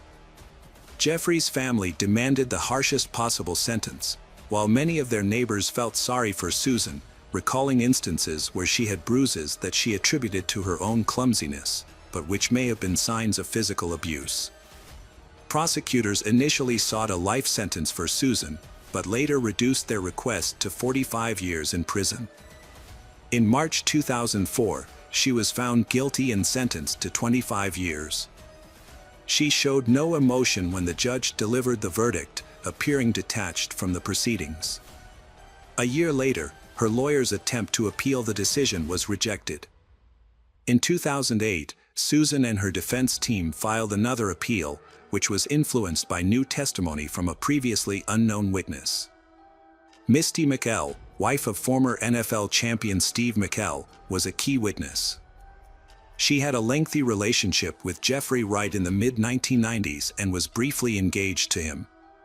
However, she suffered physical abuse, humiliation, and cruel treatment from Jeffrey, leading her to end the engagement and cut ties. Following this new information in Jeffrey's testimony, Susan's prison sentence was reduced to 20 years. She became eligible for parole in 2014 at age 38 but was denied. A second denial followed in July 2017. After 16 years in prison, Susan Wright was released in the winter of 2020 at age 44. She was met by reporters and photographers, causing her to break down in tears and asked to be left alone. Her trial received extensive media coverage, including a broadcast on Court TV. Hello friends, welcome to our channel. Today we're going to take a look at another horrible case with you. The case of Milleke van Doorn. Milleke grew up in a typical family with her parents and two sisters in Zaanstad, a city in North Holland, Netherlands. Milleke was a well-behaved child who stayed out of trouble and was friendly to everyone. Having just graduated from high school with a good reputation, she was looking forward to a bright future. However, her life took a dramatic turn one summer evening. That summer night changed everything for Milica, and her story became a national sensation. On the evening of Sunday, June 7, 1992, Milica attended a birthday party for a friend, which was held in an apartment in a local building. The building looked almost the same back then as it does today, except for the taller trees that surround it. Milica left her birthday celebration early to catch the last bus home, but when she arrived at the bus stop, she realized she had missed it by 30 minutes. Unbeknownst to her, the bus schedule had been adjusted due to the Pentecost holiday. She had another option to get home than taking the train from the station located half a mile away on the same street. However, she never come home. The next morning, the pastor of St. Joseph's Church, which is near the train station, made a disturbing discovery while on his morning walk. He found a body floating in a pond adjacent to the church and immediately called the police at 8:54 a.m. Within minutes, detectives arrived at the scene, and the tragic news was soon delivered to the Van Doren family, leaving them in a state of shock and grief. Milica's body was pulled from the water, bearing signs of a violent crime. Injuries on her neck, face, and body, including multiple stab wounds, were evident. She was also found partially undressed. In an attempt to conceal the crime, the perpetrator had covered the body with reeds, but this effort failed, leading to its discovery. The news of Milica's tragic death was devastating for her family, who had envisioned a bright future for her. The autopsy provided some information about the crime. The presence of semen and pubic hair in Milica's body suggested a sexual assault. The fact that there was no water in Milica's lungs indicated that she did not drown in the pond. Instead, she had likely been killed elsewhere, and her body was later hidden in the water in an attempt to disguise the crime. The exact time of Milica's death remained unclear, with possibilities ranging from immediately after she left a party to several hours later. Milica's body was found in the water, which made it impossible to determine the time of death by body temperature alone. The pond was where her body was dumped, but it was not the location where she was actually killed. The police were searching for the original crime scene, where they expected to find evidence due to the severity of Milica's injuries. A key piece of evidence was that one of her shoes was missing, which could potentially lead investigators to both the crime scene and the perpetrator. The police distributed flyers with information about the case, including the fact that one of Milica's shoes was missing. They asked the public to report if the shoe was found, and eventually, the second shoe was discovered. At the time of the investigation in 1992, DNA research was not advanced, and DNA samples taken from Milica's body did not provide any useful leads for the detectives. The investigation began with interviews with Milica's family to determine if she had any conflicts or enemies. However, the family reported that Milica had no conflicts with anyone and was doing well personally. She had a boyfriend around her age, and they rarely fought. After learning that Milica attended a birthday party on the night she died, investigators spoke to all the guests, including her boyfriend. However, numerous interviews did not produce any leads, and everyone reported the same story that Milica had left the party just before midnight and planned to take a bus to her neighborhood. Unfortunately, none of Milica's friends were aware that the last bus had already departed by the time she reached the bus stop. In 1992, mobile phones were not widespread, making it difficult for investigators to determine if Milica had boarded the bus or reached her destination safely. After ruling out her friends as suspects, the police began searching for witnesses who may have seen or heard something on the night of the crime. They conducted door-to-door interviews with residents in the area where Milica's body was found, gathering a significant amount of information, but few specific details. Several witnesses reported hearing a woman scream briefly at night, but it was not alarming enough to prompt them to take action. Others claimed to have seen a man of Turkish appearance riding a bicycle towards the location where Milika's body was discovered. As a result, investigators shifted their focus to the Turkish community living in the Kogerveld neighborhood. Some young men from the Turkish community had previous run-ins with the law, drawing the attention of investigators. However, despite months of inquiry, the police were unable to identify a suspect. The men they questioned denied being near the pond on the night of the crime, leading to a stalemate in the investigation.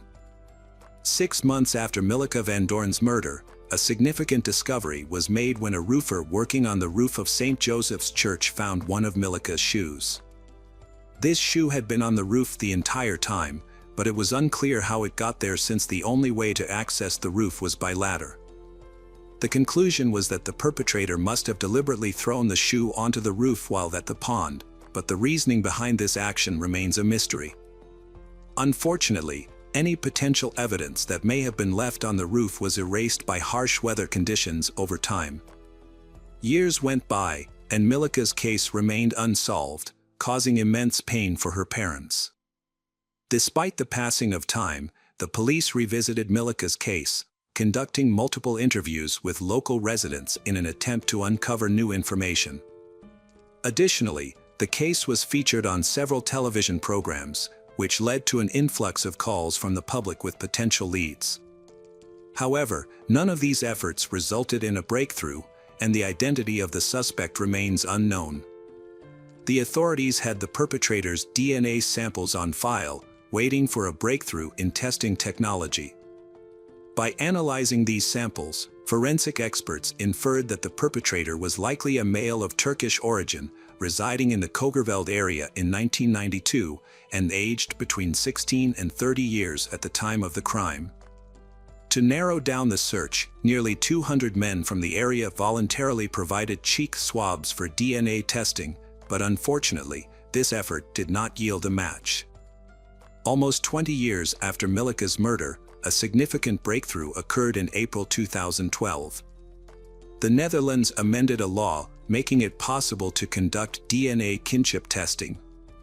By analyzing the autopsy results, evidence, and the perpetrator's behavior, investigators created a psychological profile of the suspect. The profile suggested that the perpetrator was a resentful and frustrated individual, angry at women in general. Milika was likely an accidental victim who happened to be in the wrong place at the wrong time. The perpetrator may have had a brief conversation with Milika before attacking her violently and threatening her. After satisfying his urges, he killed her to prevent her from identifying him. For several weeks after the crime, he kept a low profile, possibly pretending to be ill to avoid social interactions and conceal the scratches he sustained during the struggle with Milika. The police profiler described the suspect as a hot-tempered, selfish, and critical individual with few friends, poor relationships with girlfriends, and an inability to handle criticism. Based on this profile, investigators estimated that the perpetrator was between 18 and 25 years old in 1992.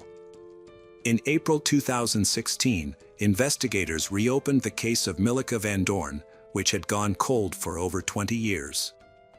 A new lead emerged in June 2016, when a report was filed mentioning the names of 2 Turkish men who had lived in Zandvoort in 1992, around the time of Milika's death. Notably, both men had left the area shortly after the incident. The police aimed to determine if these 2 individuals were connected to the crime.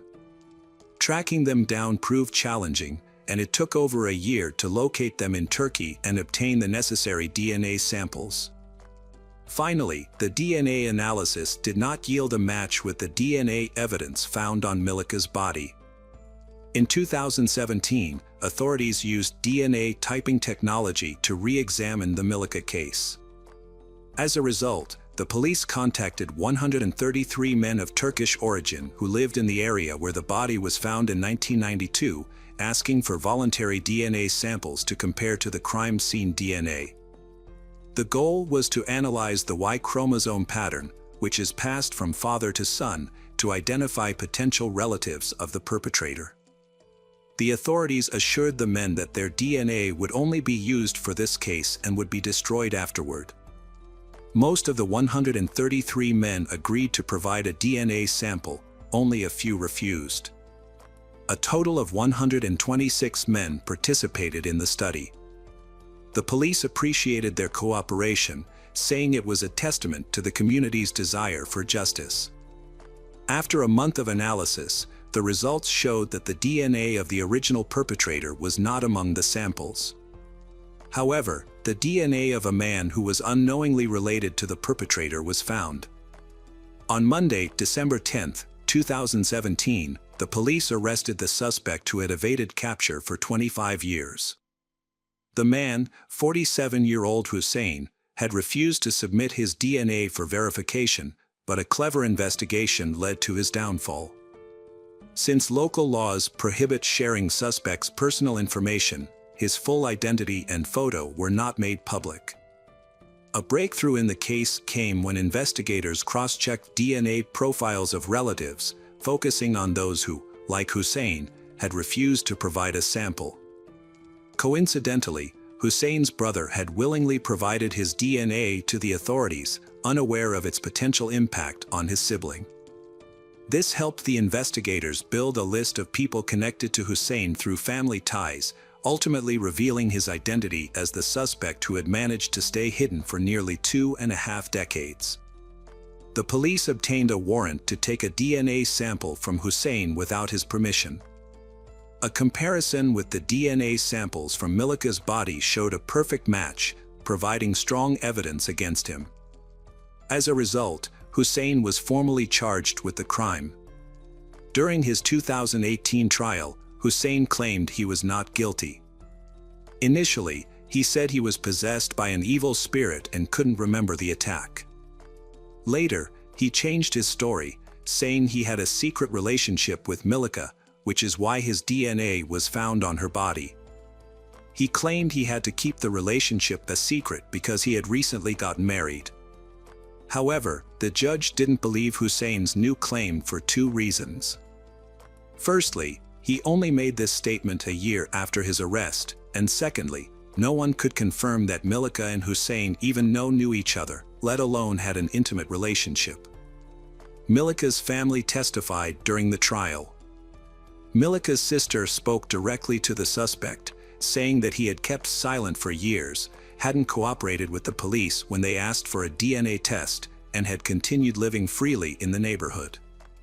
She accused him of going on to start a family and have had 4 daughters and called him a monster who had ruined Milika's life. She expressed her disgust that there were men like him who used and exploited women, treated them like trash, and then simply moved on with their lives.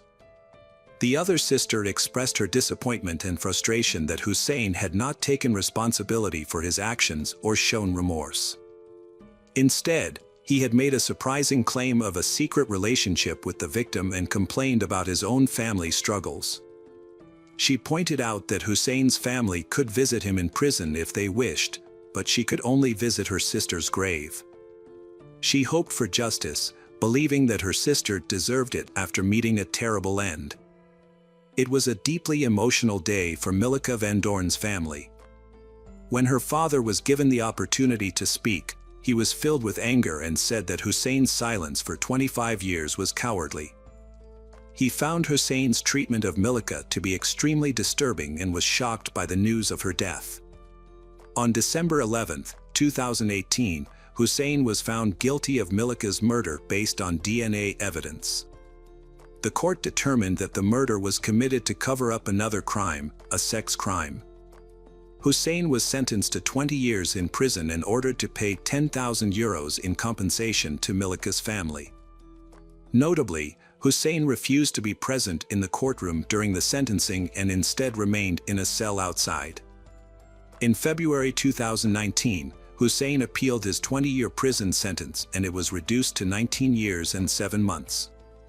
But finally, he did not get to serve the full reduced term. Hussein was found dead on June 13, 2022. According to his lawyer, he died shortly after exercising despite receiving emergency medical treatment. The attempts to revive him were unsuccessful. Hello friends, welcome to our channel. Today we're going to take a look at another horrible case with you, the case of Su Xingqi. Tam Xing Fai, a 43 years old faculty member, was noticeably absent from work, sparking concern among his colleagues. On July 4th, a coworker named Ma tried to reach him on his mobile phone at 11 a.m., but there was no answer. Ma wasn't immediately worried, assuming Tam Xing Fai was busy taking care of his family's adopted dog, which had a skin disease and was scheduled to visit the vet. However, when Xing Fai failed to show up for a meeting at the university's finance department on July 5th, Ma's concern grew. He tried calling Xing Fai's mobile phone again, but there was still no answer. Unfortunately, Ma didn't have Xing Fai's landline phone number, so he couldn't try contacting him that way. By July 6th, Xing Fai had been absent from work for 2 days with no communication with his colleagues. One of his co-workers finally reported the situation to the finance department, which prompted Xing Fai's superiors to call his landline phone. Unfortunately, no one answered that call either. The police contacted the library where Helen Tong Yinyi, the 33 years old wife of the missing man. Library staff reported that she was also absent from work without prior notice. They, originally from Zhongshan in Guangdong Province, China, had been married for 11 years and had 2 daughters, Hiu Man, 10, and Hiu Ing, 7 years old. Despite their difficult living conditions and financial struggles, the family was known to be kind, happy, and cheerful. They lived in an abandoned recycling station on Huazhu South Road, but Xing Fai often took his daughters on outings to have fun in town. Their children were well behaved, and the family seemed to be a happy one. Given their circumstances, it was possible that the family had decided to take a vacation together. However, something unexpected must have happened, preventing them from returning. Xing Fai's colleagues repeatedly tried to contact him by phone, hoping for a response. Eventually, someone answered, but to their surprise, it was a middle-aged man with an unfamiliar voice, not a member of the family. A man claiming to be Xing Fai's cousin called his workplace, stating that the family had taken a summer vacation to Guangdong Province in mainland China. He allegedly received Xing Fai's phone for safekeeping, but couldn't provide a return date for the family. However, the call only heightened suspicion among Xing Fai's co-workers. They found it out of character for Xing Fai to suddenly leave without notice, as he was a diligent and organized person. If he planned a vacation, he would have arranged it with his children's school in advance. Moreover, the family was responsible for 9 stray dogs, raising concerns about who would care for them. Xing Fai's family situation also raised questions. His father, a sailor, had gone missing, and his mother was living in a nursing home due to illness. Xing Fai regularly visited her every week, making it unlikely that he would abandon her to go on vacation. Eventually, the police were called. One of Xing Fai's colleagues accompanied them to his home, an abandoned recycling station in Pingqi village. During the trip, a suspicious person was spotted. A short man was seen from a distance near the Xing Fai family's fence before quickly disappearing. Initially, no attention was paid to this, and they continued on. Upon arrival, they found the gate to Xing Fai's home locked. The police investigated the property and interviewed the neighbors.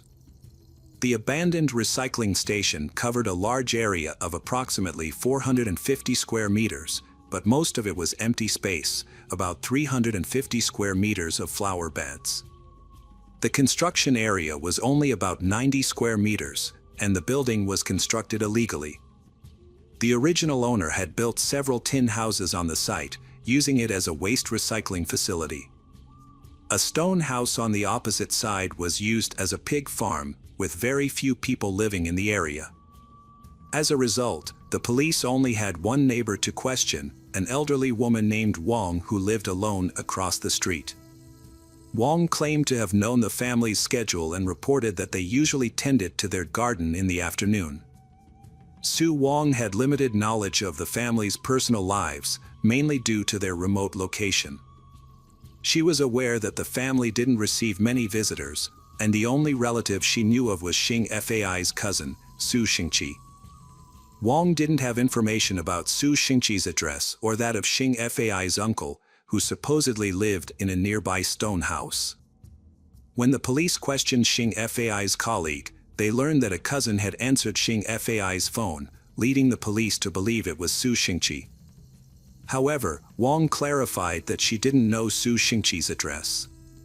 She did report hearing cries for help from the house on July 5.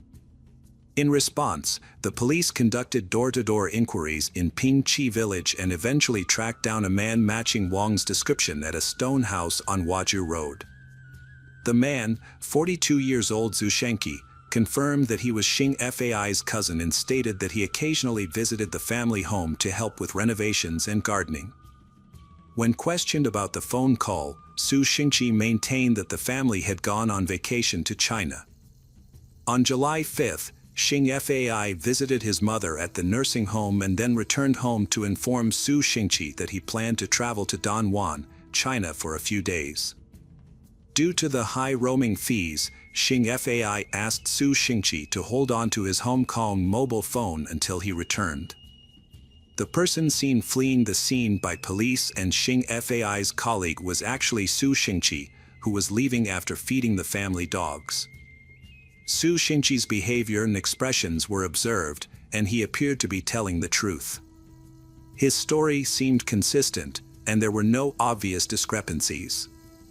When asked if he had a key to the family home, Su Xingqi denied it. Despite finding Su Xingqi, the police continued their investigation. Going door to door in the village. A local resident reported a stranger borrowed money from a villager, leading to a heated argument. The villager threatened to seek compensation from Xing Fai's family, who were struggling financially due to his mother's hospitalization and existing debts. The villagers initially believed the stranger was not Su Xingqi, but they suspected the family might be hiding to escape their debts. However, when the police inquired about Su Xingqi, the villagers revealed that he had been dishonest. They confirmed that Su Xingqi regularly visited the Xing Fai's home to perform maintenance and repairs, and he was always able to enter the house on his own, even when no one else was present. This information led the police to conclude that Su Xingqi must have had a key or access to the home Xing Fai's. In fact, he did have a key, which Xing Fai had given to him, as witnessed by Wang. When the police asked Su Xingqi for the key, he initially denied owning one, claiming he used a spare key for renovations that he had returned. However, his demeanor had changed, and he was avoiding key details. When the police threatened to search his home, Su Xingqi became agitated and suddenly remembered another house key that he had not returned. He retrieved the key from his dresser and handed it over to the police. Although Su Xingqi's behavior was suspicious, there was no direct evidence linking him to the family's disappearance. As a result, the police placed him under surveillance while continuing their investigation. During their investigation, police used a spare key to enter the home, where they found a scene of disarray and evidence of a ransacking. Fresh blood stains on the walls suggested that a violent incident had occurred on the property. The presence of a sink full of dirty dishes in the kitchen raised suspicions about the family's claim to have traveled to China, as it seemed unlikely they would have left their home in such a state before departing. A search of the master bedroom turned up the family's identification cards in a dresser, which prompted the lead investigator to contact the border crossing office. The office reported that the family had not left Hong Kong. Further investigation of the house uncovered a blood-stained shirt in a side room and a blood-stained plastic water pipe in the corner. Police then deployed sniffer dogs to search for additional evidence and potentially locate the missing family members. The dogs detected a scent and discovered blood stains under recently disturbed soil 9 meters away. Furthermore, despite it being summer vacation, their children, Hiu Man and Hiu Eng, were enrolled in summer school, indicating that the family would not have been on vacation. It became clear that the family had been victims of a crime, so a special team was set up to investigate. Due to the late hour, the police cordoned off the scene, restricted access to Pingqi village. Su Xingqi was confined to home. He was the prime suspect in the case. Su Xingqi promptly confessed. According to Su Xingqi's statement, he was from Huanpu in Guangdong province and typically resided with his sister, wife, and two sons, aged 15 and 16, who suffered from memory issues. Su Xingqi previously earned a living selling motorcycles in Junction City. However, following Guangdong's ban on motorcycles in 2006, sales plummeted. Financial struggles led him to reach out to his cousin, Xing Fai, in Hong Kong, seeking employment opportunities.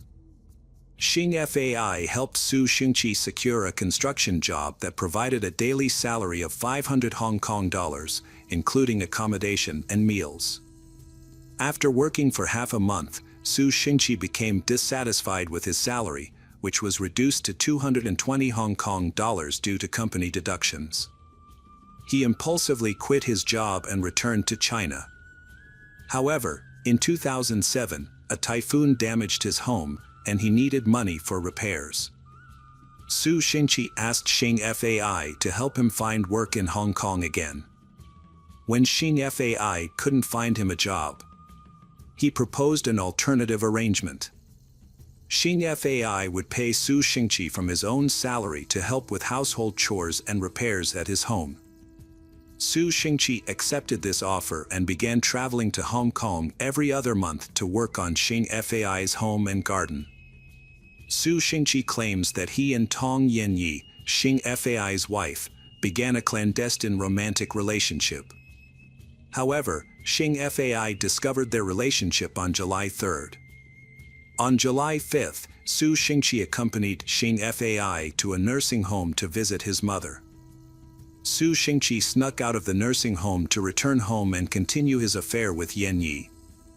Unexpectedly, Xing Fai returned home early and, in a fit of rage, physically confronted Su Xingqi. In a state of panic, the man grabbed a 25-centimeter-long fruit knife and stabbed Xing Fai until he fell to the ground, dead.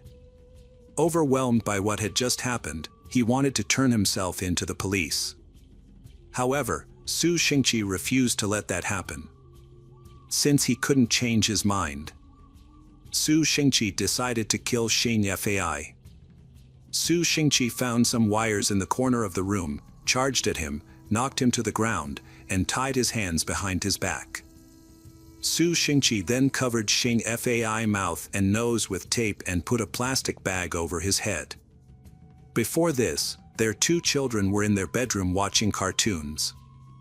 They heard the commotion and their parents warning to run away, but instead, they ran towards their parents and saw their father dead and Su Xingqi in the process of killing their mother. The children ran back to their room, crying, and locked the door. Since the parent was already tied up, Su Xingqi left to pursue the children. Su Xingqi picked up a pair of pliers, opened the door, and used more wires to restrain the children. He tied their hands behind their backs, covered their mouths and noses with tape, and put plastic bags over their heads. The children, Hiu Eng and Hiu Man, also suffocated shortly after. After killing the whole family, Su Xingqi was at a loss of what to do next. He turned to his home to think it over. He thought that hiding them in a ditch or body of water would be too easy to find, and that dismembering them would be too exhausting and time-consuming. So he settled on burying them on their own property. On July 6th, he returned to the home to try and clean up as many blood stains as he could find. He then got to work on digging the hole. He dug a hole deep and wide enough to hold the family of 4 and quickly placed their bodies inside of it. He also disposed of the murder weapons in the pit before filling it back in. The police believed Su Xingqi's story, despite being skeptical about his motive, and took him to the location where he claimed the crime had taken place. He pointed out the spot where the sharp knife, water pipe, iron pliers, and other tools used in the crime were hidden. On July 7th, the police called in the fire department to assist in unearthing the remains. The firefighters arrived with excavation tools and gas masks, as the bodies were buried near a septic tank. However, they quickly encountered a problem when they hit a layer of cement while digging. It turned out that Su Xingqi had failed to mention in his confession that he had filled the pit with cement before covering it up. The firefighters were unable to break through the cement with their tools, and the police had to call in a private engineering company for assistance. The engineers arrived with high-grade tools and began drilling through the concrete slab. However, when they reached a point where they saw human hair, they became uneasy and refused to continue digging, not wanting to encounter a dead body. It took the police 13 hours to persuade them to resume the excavation. After excavating the pit, authorities found it to be 2.5 meters wide and 6 feet deep. The bodies of the 4 family members were discovered at the bottom, all barefoot and wearing only t-shirts and shorts. Xing Fai's body was at the very bottom. His hands and feet were bound with electric wire, and he had multiple stab wounds to his abdomen, back, and neck, with his clothes stained red with blood. The other family members were similarly bound with electric wire. Yanyi's mouth and nose were covered with tape, her hands and feet were bound, and her face was distorted. 2 family members, Hiu Man and Hiu Ing, showed no obvious signs of trauma, leading police to suspect they may have been buried alive. Su Xingqi was formally arrested and interrogated. During the interrogation, he altered his confession. He admitted that he lied about the affair. Shan Hui kicked Su Xingqi out of the house and banned him from returning. Despite this, Su Xingqi came back to apologize and was surprisingly forgiven by Xing Fai. Su Xingqi returned to the house on July 3rd to start working, and it seemed that his relationship with Xing Fai had been repaired. However, on July 4th, Su Xingqi attempted to molest a family member. Su Xingqi fled the house in a rage, not wanting to alert the neighbors. The next day, Su Xingqi tried to force his way into the house again, claiming he wanted to apologize. However, Xing Fai had anticipated this and returned home early. They got into an argument, which escalated into Su Xingqi stabbing Xing Fai. Su Xingqi's later confession matched his initial one, but with the additional detail of filling a makeshift grave with cement. However, after the bodies were taken away for autopsy, it was discovered that Su Xingqi's account of the events was inaccurate. The autopsy revealed that Xing Fai's murder was more brutal than initially described. Xing Fai had sustained 9 stab wounds to the head and neck, nearly 80 stab wounds to the body, and 10 stab wounds to the hands and feet. Contrary to Su Xingqi's claim, Xing Fai was strangled, not suffocated with a plastic bag. Hiu Ying's cause of death was the only accurate part of Su Xingqi's account. Forensic analysis of the home found at the cutlery and dishes did not have the family's DNA on them, but they did have Su Xingqi's DNA. This suggested that Xing Fai was not killed in the kitchen, but rather elsewhere in the house. The investigation also revealed that the murder was premeditated, as the cement used to bury the bodies had been purchased by Su Xingqi prior to the murder. Furthermore, the weapon used was not a kitchen knife from the family, but rather one belonging to Su Xingqi. Additional investigations by the police found that the family's bank cards had been used at an ATM after the time of death, but no money could be withdrawn due to repeated failed PIN number guesses. The cash and bank cards belonging to the family were also missing. Su Xingqi's motive for the crime was robbery, and it was premeditated. Whenever the police pointed out inconsistencies in his story, he would suddenly come up with a new explanation. According to Su Xingqi, his family's ancestral home in China needed urgent repairs, and his 2 children required 100,000 in cash to cover their school fees. He was not well liked in his local community, so he knew it would be difficult to borrow money from his neighbors. He turned to Xing Fai for help because his business trips to Hong Kong had not generated enough income. Su Xingqi suspected that Su Xingqi was wealthier than he seemed and that he is very stingy. The reason for his low salary during his time working for Xing Fai was that they were exploiting him for low-cost labor. On July 3rd, Su Xingqi traveled to Hong Kong without informing anyone and waited until July 5th, when they had a day off from work. When Xing Fai returned home and found Su Xingqi there, he asked if he needed to cook something, and they men went to the kitchen together. Su Xingqi asked to borrow 1 million Hong Kong dollars, but Xing Fai rejected the request. He explained that he had to use the money for his mother's medical treatment and his daughter's education. However, Su Xingqi didn't believe him and accused Xing Fai of only using him for cost labor.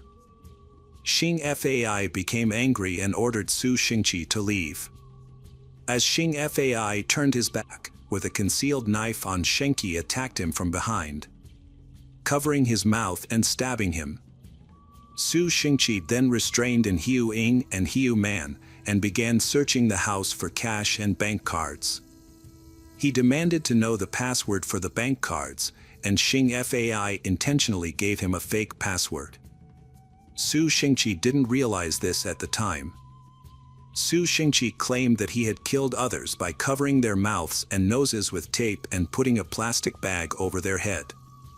However, when he went to the nearest ATM to withdraw cash, he discovered that the PIN number he had been given didn't work, and realized that Xing Fai had lied to him.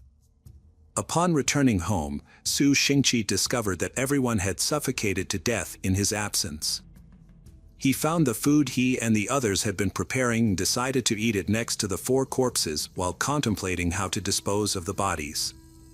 After stealing $6,000 in Hong Kong dollars from Xing Fai's body, Su Xingqi buried the corpses and tools in a small pit, then went to sleep at Xing Fai home.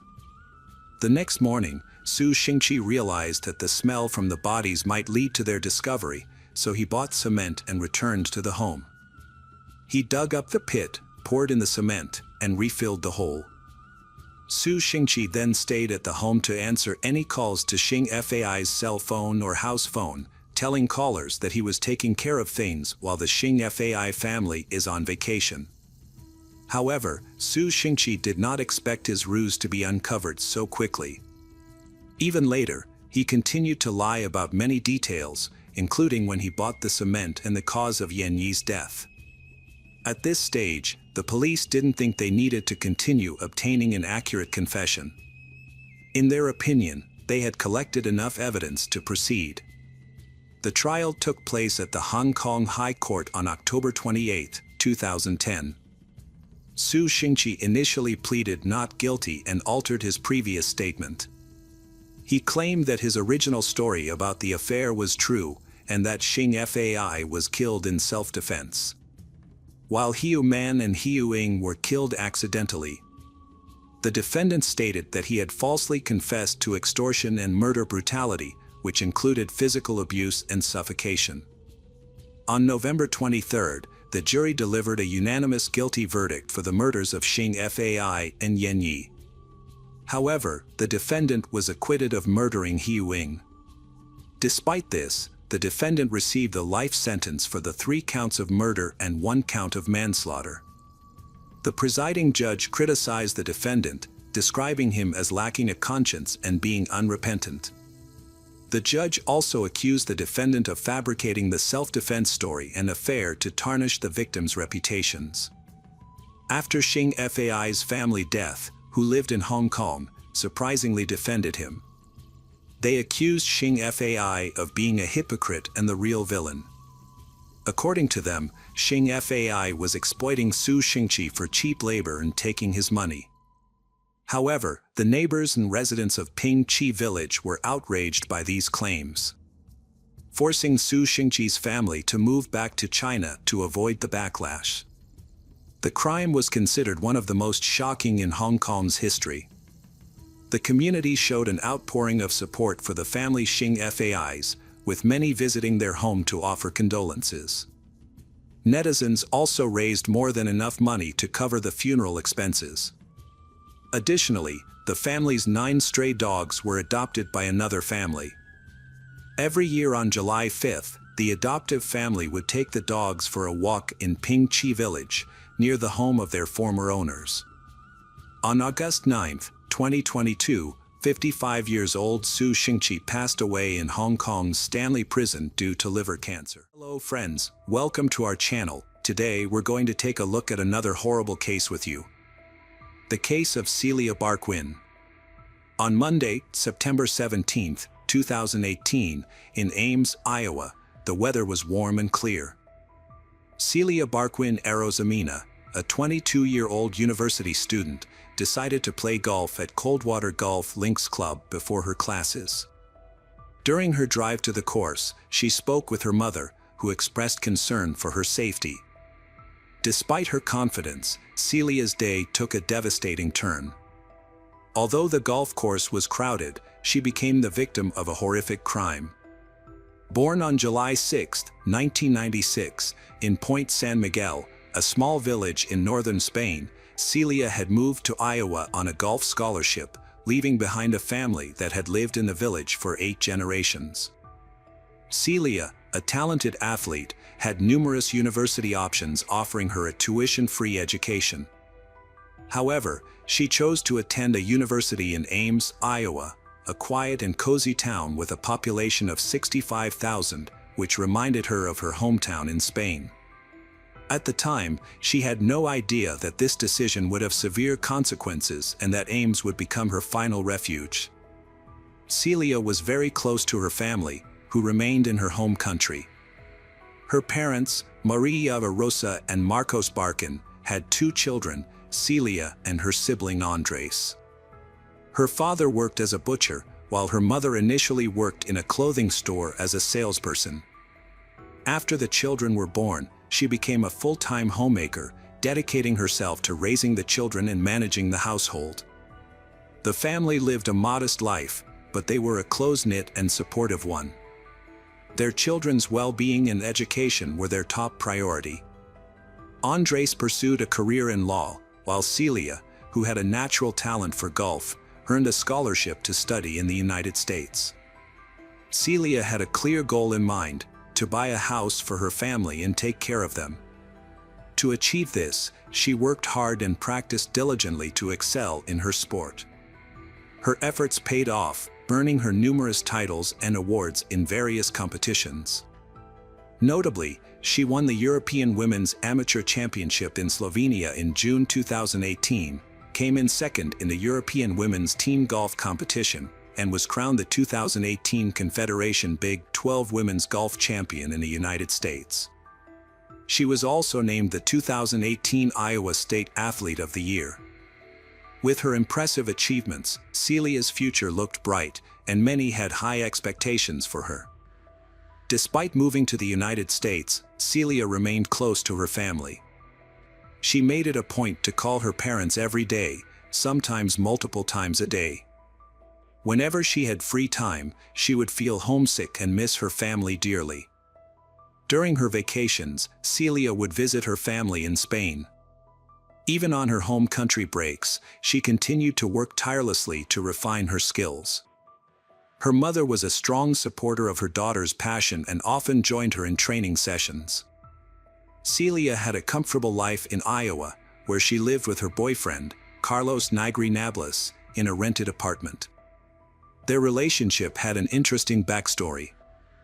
They met in university, where Celia was already in a relationship with someone else. Despite this, Carlos was immediately smitten with her. Her captivating smile, kind nature, and determined personality drew him in, and he came to greatly respect her perseverance. Although she wasn't available at the time, Carlos became her closest friend and confidant, always offering support and encouragement. For over a year, Carlos supported his friend Celia through her tumultuous relationship with her boyfriend. When she finally broke up with him, Carlos confessed his long-held feelings to her. After a walk together, Celia revealed her own feelings by pulling Carlos close and kissing him. Overjoyed by her reciprocation, Carlos ran through the dormitory, screaming with happiness. This marked the beginning of their romance. To celebrate, Carlos set off fireworks and sent Celia a heartfelt video, expressing his admiration for her. As their relationship blossomed, they became inseparable. Eventually, they decided to take the next step and move in together. Carlos and Celia were busy preparing for their future together, having already gotten engaged. In May 2017, Carlos graduated from college and landed a job at an engineering firm in Ames. Meanwhile, Celia was nearing the end of her senior year at Iowa State University, where she was also studying civil engineering. After retiring from athletics, Celia had her sights set on a career in engineering, driven by a desire to make a positive impact and prove that women could thrive in a traditionally male-dominated field. Celia spent the summer of 2018 in Spain with her family before returning to Iowa to graduate. As a member of the Iowa State women's golf team, she was a promising athlete who also competed individually. She was preparing for an upcoming competition, but her plans were about to take a devastating turn. On September 17, 2018, Celia arrived at the golf club after speaking with her mother. The staff, familiar with the talented athlete, informed her that a group of 15 older men from Des Moines would be playing golf at 8:45. The group was assigned to the starting line near the first 4 holes. As they arrived in golf carts and began to play, Celia took notice of them. A group of retirees invited Celia to begin her round, so she proceeded with her cart, opting to play the first hole followed by the 4th to avoid delaying the older men. They found her to be courteous and friendly. Next, Celia headed to the 7th hole, a location not favored by many due to its remote position relative to the other holes and its proximity to Squaw Creek Park, which featured dense foliage. Athletes were often hesitant to play at the 7th hole because it occasionally attracted unauthorized visitors, including homeless individuals who could be aggressive. However, Celia was new to the club and unaware of the situation, so she played the 7th hole to make her way to the 9th. The route involved crossing a bridge on a broad path before navigating a wooded section, a place one coach described as eerily similar to the atmosphere of Sleepy Hollow. At 10:30 a.m., a group of 15 people made their way to the area where Celia's belongings were left. To their surprise, her cart was still there, but Celia was nowhere to be found. The group decided to investigate further as they found it unusual that she didn't reappear after 10 minutes. As they approached her cart, they discovered some of Celia's belongings scattered on the field, including her t-shirt and baseball cap, while her phone remained on the cart. It appeared that some items had fallen out of her pocket, but it was unclear why her t-shirt was on the ground and why she had left her phone behind. After searching the surrounding area, the group couldn't find any sign of Celia. They immediately alerted the club management to report their disturbing findings. A group of people reported that a young, blonde girl had been playing golf at the course earlier, but she was now nowhere to be found, and her belongings were still on the ground. Upon investigation, staff realized that she was Celia, the reigning European golf champion. A search was launched, and less than 30 minutes later, a body was spotted floating in a pond near the 9th hole. This discovery prompted the staff to call the police immediately. Upon recovering the body from the water, police officers identified the victim as Celia Barkin. An autopsy revealed that she had suffered multiple stab wounds to her neck and torso. A search dog was brought in and quickly picked up a scent, leading the police to a tent in a wooded area of Squaw Creek Park. Although the tent was empty, it contained bloodstains, suggesting that the perpetrator may have been hiding there. Police suspected that a homeless person, possibly living in the tent, might have been responsible for the attack. The police were searching for the perpetrator and found a man near the tent. The man claimed to live in the area and just wanted to retrieve his tent. As it turned out, the man was Colin Richards, 22 years old, the same age as Celia. Despite their similar ages, they couldn't be more different. However, it became clear that Couldnt was responsible for the murder. Physical evidence incriminated him. His face was badly scratched, and his black backpack contained bloody clothes, including a t-shirt and shorts. The clothes indicated that he had recently changed out of his blood-soaked garments and into clean ones. The police dogs also picked up his scent. Additionally, Couldnt had a severe gash on his left arm that was bleeding. Although he tried to hide the injury and conceal his arm from the officers, his efforts only added to their suspicions. Couldnt Richards was arrested by police in connection with the crime. According to his account, he was at a friend's house before the police arrived. Two male friends had driven him to the park to collect his tent, and it was there that he encountered the police. Couldnt denied any involvement in the crime and claimed he had never met the victim, Celia. He explained the scratches on his face by saying he had scratched himself on branches while walking through a wooded area. Couldnt had a history with the police, having struggled with substance abuse, alcoholism, and mental health issues. He had become homeless after being released from prison 3 months prior to the murder, having served a 7-month sentence for burglary. Couldnt had a history of run-ins with the law, having been convicted multiple times for similar offenses. His troubled past began in his teenage years, and he grew up in a dysfunctional family. Detectives interviewed 3 acquaintances of Couldnt's, including a homeless man with whom he shared a tent.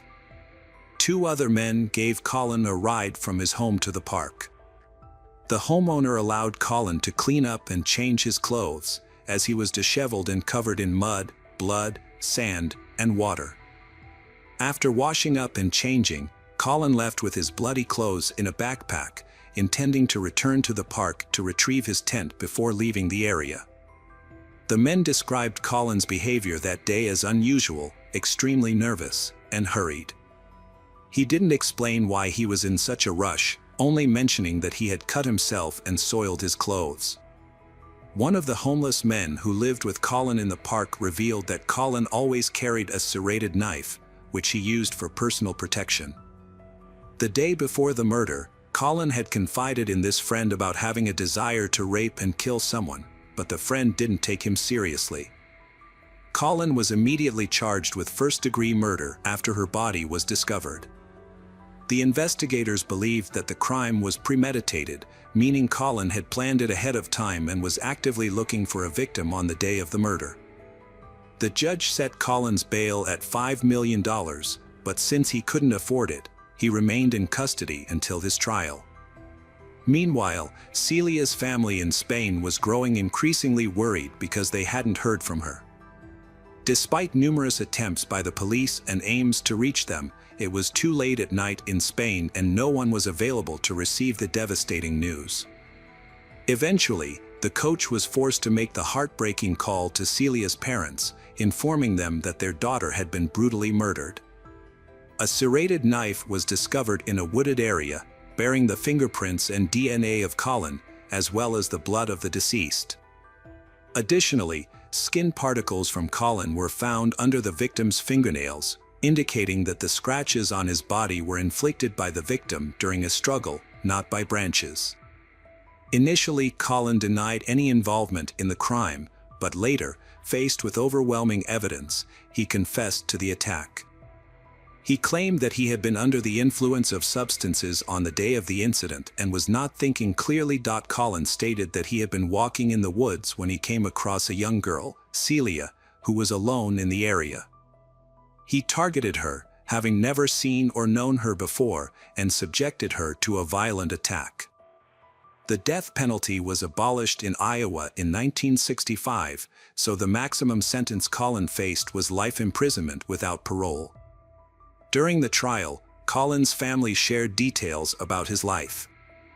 His parents were not married and did not live together when he was born.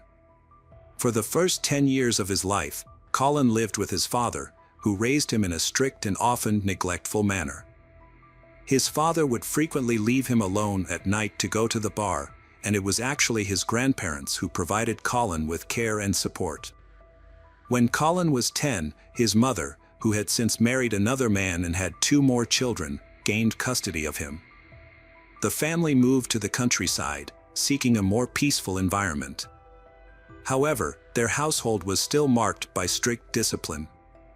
Colin's room was extremely tidy, leading his family to jokingly suggest that he would be well suited for a career in the military. Colin started out as a diligent student, but as he entered his teenage years, he began to follow in the footsteps of his father, a heavy drinker. Despite his father's attempts to set him straight, Colin's behavior worsened, leading to his expulsion from the family home at the age of 15. Without a stable support system, Colin fell in with a bad crowd, dropped out of school, and became addicted to substances.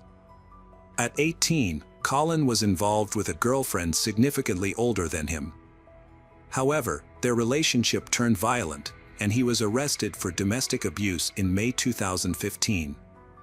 He was found guilty and served a 60-day jail sentence. On another occasion, Colin was accused of shoplifting and responded by threatening to return and carry out a violent act. Despite his downward spiral, those around him seemed to ignore his problems. Over the next 2 years following the domestic violence incident, Colin had multiple run-ins with the law, being arrested for various offenses such as theft, harassment, and attempted burglary. In an attempt to address his behavioral issues, he was ordered to take intervention courses, but these efforts were unsuccessful. In November 2017, Colin began serving a 2-year sentence at Mount Pleasant Correctional Facility for burglary in violating his probation. However, due to the facility being over capacity, he was paroled in June 2018 after only serving 7 months of his sentence, despite exhibiting disciplinary problems, including engaging in fights with other inmates. Sadly, Colin went on to commit a heinous crime just 3 months later, killing Celia. After his release from prison, Colin reunited with his mother and stepfather, with whom he resided, and resumed a relationship that had been rekindled through correspondence during his incarceration. Colin's parents gave him a chance to start anew, trusting that he would stay away from illicit substances and old friends with a bad influence. However, he broke this promise just 2 weeks later and was subsequently kicked out of his home. With nowhere to go, Colin traveled to Ames, a city an hour away, where he initially sought refuge in the local homeless shelter. Unfortunately, the shelter was full, and he had to find alternative accommodations. Colin's mother helped him out by purchasing a tent, which became his temporary home. However, his presence in Ames soon caught the attention of the local police department. On June 29, Colin was arrested for public intoxication. Later, on August 11, police received a complaint from a Target store about Colin and another homeless man camping in the store's parking lot. After being chased away, they men relocated to Squaw Creek Park, where they could camp without disturbing others. There is a discrepancy between Colin's account and the police's statement regarding his camping in the park. Colin claims that the police allowed him to camp there, but the police representatives deny this and assert that overnight camping in the park is prohibited. They also claim that Colin was not given permission to camp and that he was breaking the law if he did so. On September 8, Colin's mother and stepfather visited him in Ames to celebrate his 22nd birthday. During their time together, they took him out to dinner and did his laundry. However, his mother became concerned about his behavior, as he was distant and gave brief, muted responses to their questions.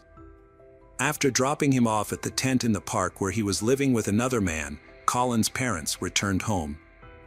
Unbeknownst to them, Colin would soon confess to a friend that he had been thinking about raping and killing a woman. Tragically, the next morning, Celia was found dead, although it was later determined that she had not been raped. The police suggested that Colin likely did not have sufficient time to commit both crimes. Following his arrest and trial, Colin's parents expressed their regret that they could not have done more to stop him. As a result, Colin was sentenced to life in prison without the possibility of parole on August 23, 2019. He is currently serving his sentence at the Story County Jail in Nevada, Iowa. The town of Ames was deeply saddened by Celia's tragic death, with thousands attending a candlelight vigil to pay tribute to the gifted athlete. Her family was devastated by the news of her murder, feeling a sense of injustice that her life had been taken by someone who had achieved nothing and had no aspirations, whereas Celia had shown great promise and had a bright future ahead of her. Celia's parents have preserved her room as a memorial, with the addition of an engineering degree that was awarded to her posthumously by the state of Iowa. They often visit the local golf club, where Celia learned to play golf, and reminisce about happy times. The circumstances surrounding the safety measures implemented by the golf club for holes 7 and 17 following the incident are unclear. Carlos, Celia's boyfriend, found it unbearable to remain in the city where constant reminders of her presence made his grief unbearable. He relocated to Florida, and his life after that remains a mystery. Celia's brother was deeply affected by her death, losing a significant amount of weight due to stress. However, he found solace in a career driven by his sister's encouragement to help others. He pursued a law degree and subsequently joined the police force. Hello friends, welcome to our channel. Today we're going to take a look at another horrible case with you. The case of Jassy Correa. Jassy Correa was born in Praia, Cabo Verde, but her family moved to the United States when she was just 3 years old. She grew up in Dorchester, Massachusetts, and Boston became her hometown. As she grew older, Jassy became a loving mother to her daughter, Gabriella. However, Jassy's personal life was marred by difficulties. Jassy's husband, Miguel Castro, physically attacked her. Despite wanting to leave him, Miguel refused to let her go and severely beat her. Jassy eventually reported the incident to the police, and Miguel was sentenced to 4 years in prison. Jassy worked as a waitress at Del Frisco, a Boston restaurant. In her free time, she enjoyed dancing and photography. She cherished moments spent with her family, friends, and daughter, Gabriella. One of her favorite activities was taking her little daughter to the park. On the evening of February 23, 2019, Jassy celebrated her birthday with friends at Venue, a nightclub in Boston's Theater District. Before heading out, she left her 2-year-old daughter with her family and got ready for a night out, wearing a new orange jumpsuit. They had spent the evening dancing and drinking champagne at a nightclub. When the club closed, Jassy and her 2 friends stepped outside, but they eventually went their separate ways, leaving Jassy alone. She never made it home that night, and her phone was turned off, with all calls going straight to voicemail. For 2 days, Sunday and Monday, there was no news from Jassy. No one had seen her since she left the nightclub on Sunday morning. On Tuesday, February 26th, Jassy's father, Juan Correa, and one of Jassy's friends went to the police station to report her disappearance. The police immediately launched an investigation. The detectives' first priority was to determine where Jassy went after leaving the nightclub. Jassy's family and friends distributed flyers around the city, hoping someone might have information about her whereabouts. The detectives also interviewed Jassy's friends who were with her that night, but they didn't know where she had gone after leaving the club.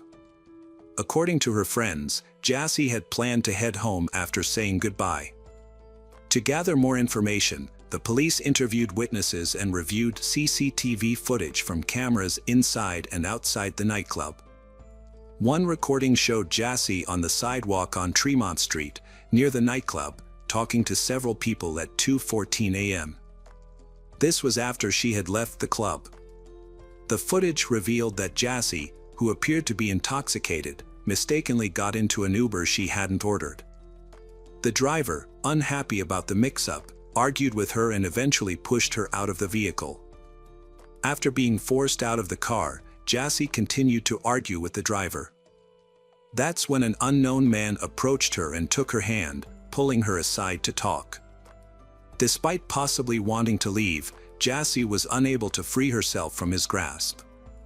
The CCTV footage showed the man, still holding Jassy's hands, pulling her closer. Eventually, Jassy left the area with him. In hindsight, it's clear that she had fallen prey to a predator who took advantage of her vulnerable state. The next camera footage showed Jassy jumping onto his back, and he carried her to his car.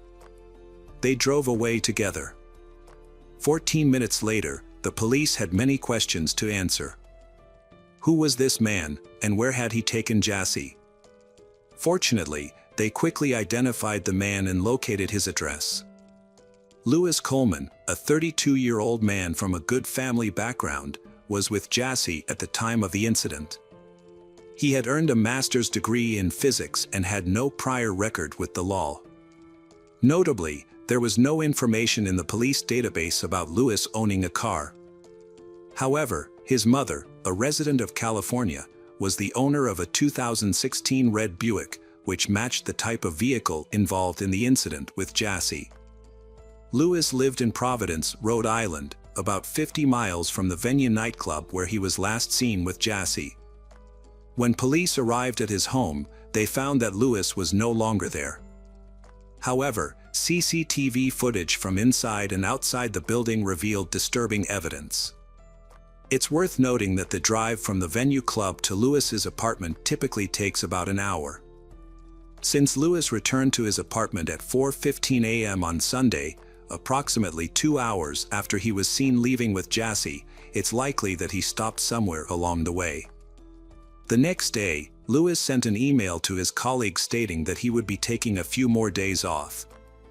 Based on the content of the email, it appears that Louis was trying to buy time to cover his tracks. Over the next 2 days, Louis attempted to conceal evidence of the crime.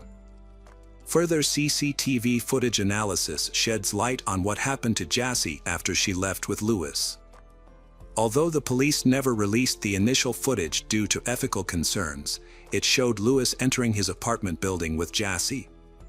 FBI Special Agent Thomas Zukus described the footage as follows. Louis was seen walking from a red sedan towards the front of the building, carrying a body with long hair and orange pants. Agent Zukus believes that this footage shows Louis carrying Jassy's body into his apartment building. According to Zukus, security footage from the building's lobby reveals that at approximately 4:27 a.m., Louis entered the building carrying an unconscious or already deceased Jassy in his arms. He proceeded to the elevator and took it to the 6th floor. Notably, on February 26th, the same day Jassy's father reported her disappearance to the police, Louis made a suspicious purchase at Walmart. His receipt shows he bought multiple items that raise red flags, including protective suits, duct tape, electrical tape, candles, gloves, safety goggles, a mask, and Clorox bleach. The next day, while friends and family distributed flyers with Jassy's picture, Louis made another concerning purchase at Walmart, caught on camera at 9:22 p.m. This time, he bought a large suitcase and a canister. On February 27, 2019, at around 9:58 p.m., Louis returned to the apartment building, and video footage appears to show him carrying the newly purchased large suitcase. Further footage captures Louis taking the suitcase from his apartment to his vehicle in the parking lot, as evidenced by a recording at 2:15 a.m. on February 28. A video shows a man, later identified as Louis, struggling to lift a suitcase into the trunk of his car. This footage is part of a larger investigation into the disappearance of Jassy Correa, who was last seen on February 24 and was believed to be at Louis's apartment.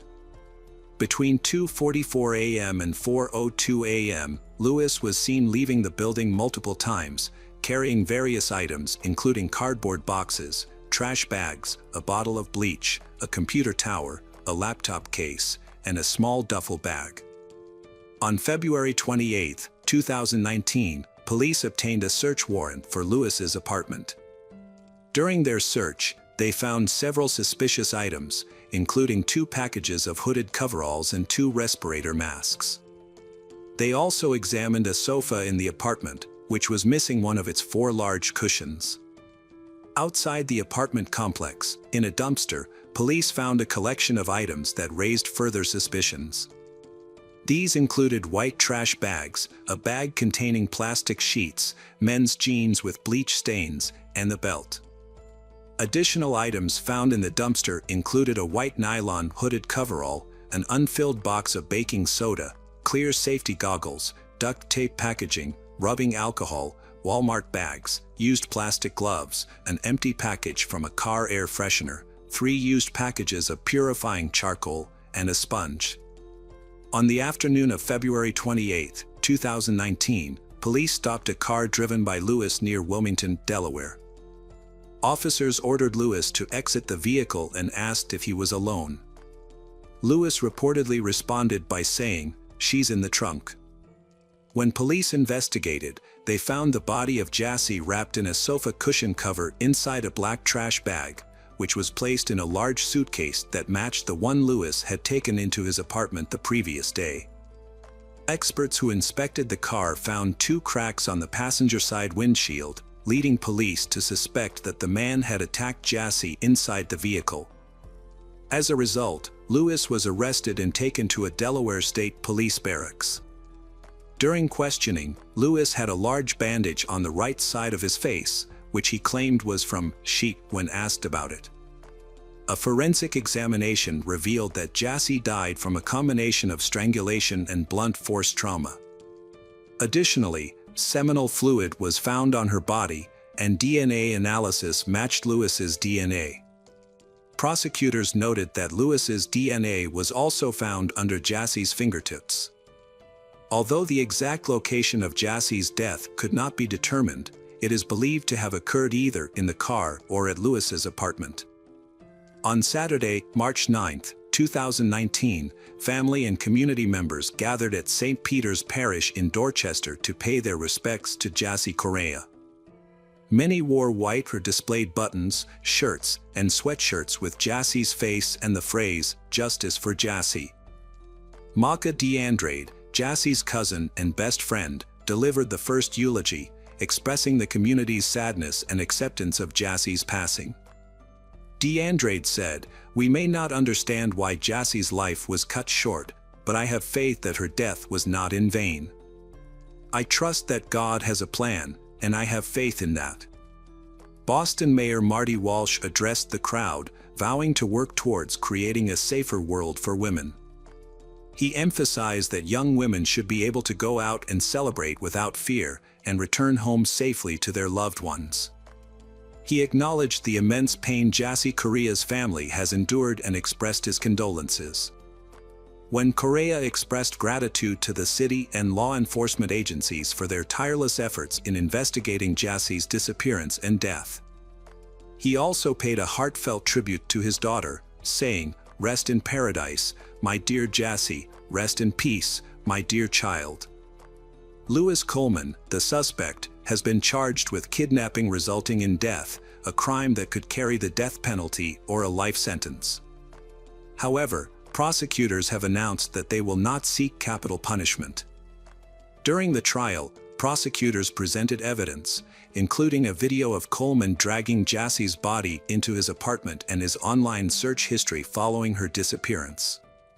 FBI agents reported on Lewis's online activity in the days following the alleged kidnapping.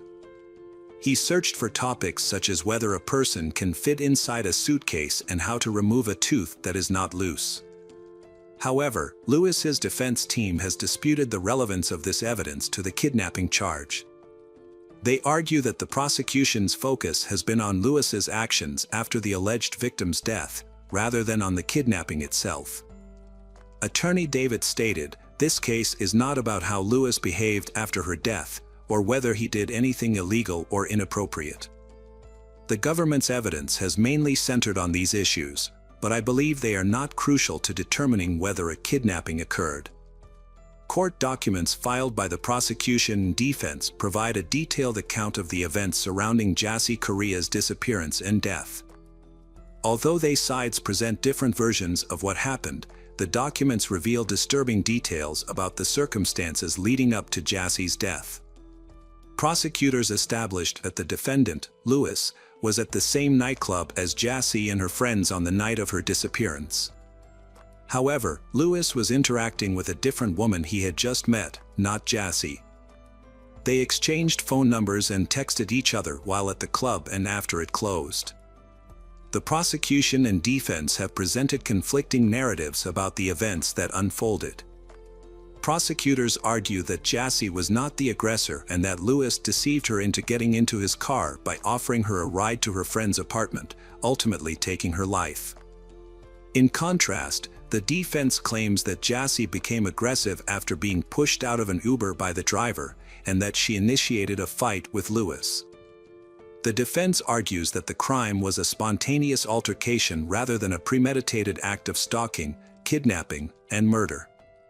Prosecutors pointed out that the defendant's main argument was that the victim, who weighed 119 pounds, had attacked the defendant, who weighed 200 pounds. However, this claim was not convincing, especially considering that the victim's autopsy revealed the presence of multiple prohibited substances in her body, in addition to alcohol. The defense team attempted to minimize their client's involvement in the crime. Despite this, in June 2022, Lewis was found guilty of one count of kidnapping resulting in death. The defense team then filed a motion arguing that the evidence was insufficient to support the conviction, but this motion did not change the outcome of the trial. In October 2022, Lewis Coleman, 36, was sentenced to life in prison without parole for kidnapping and killing Jesse Core. The court also ordered him to pay $60,000 in compensation to the victim's family.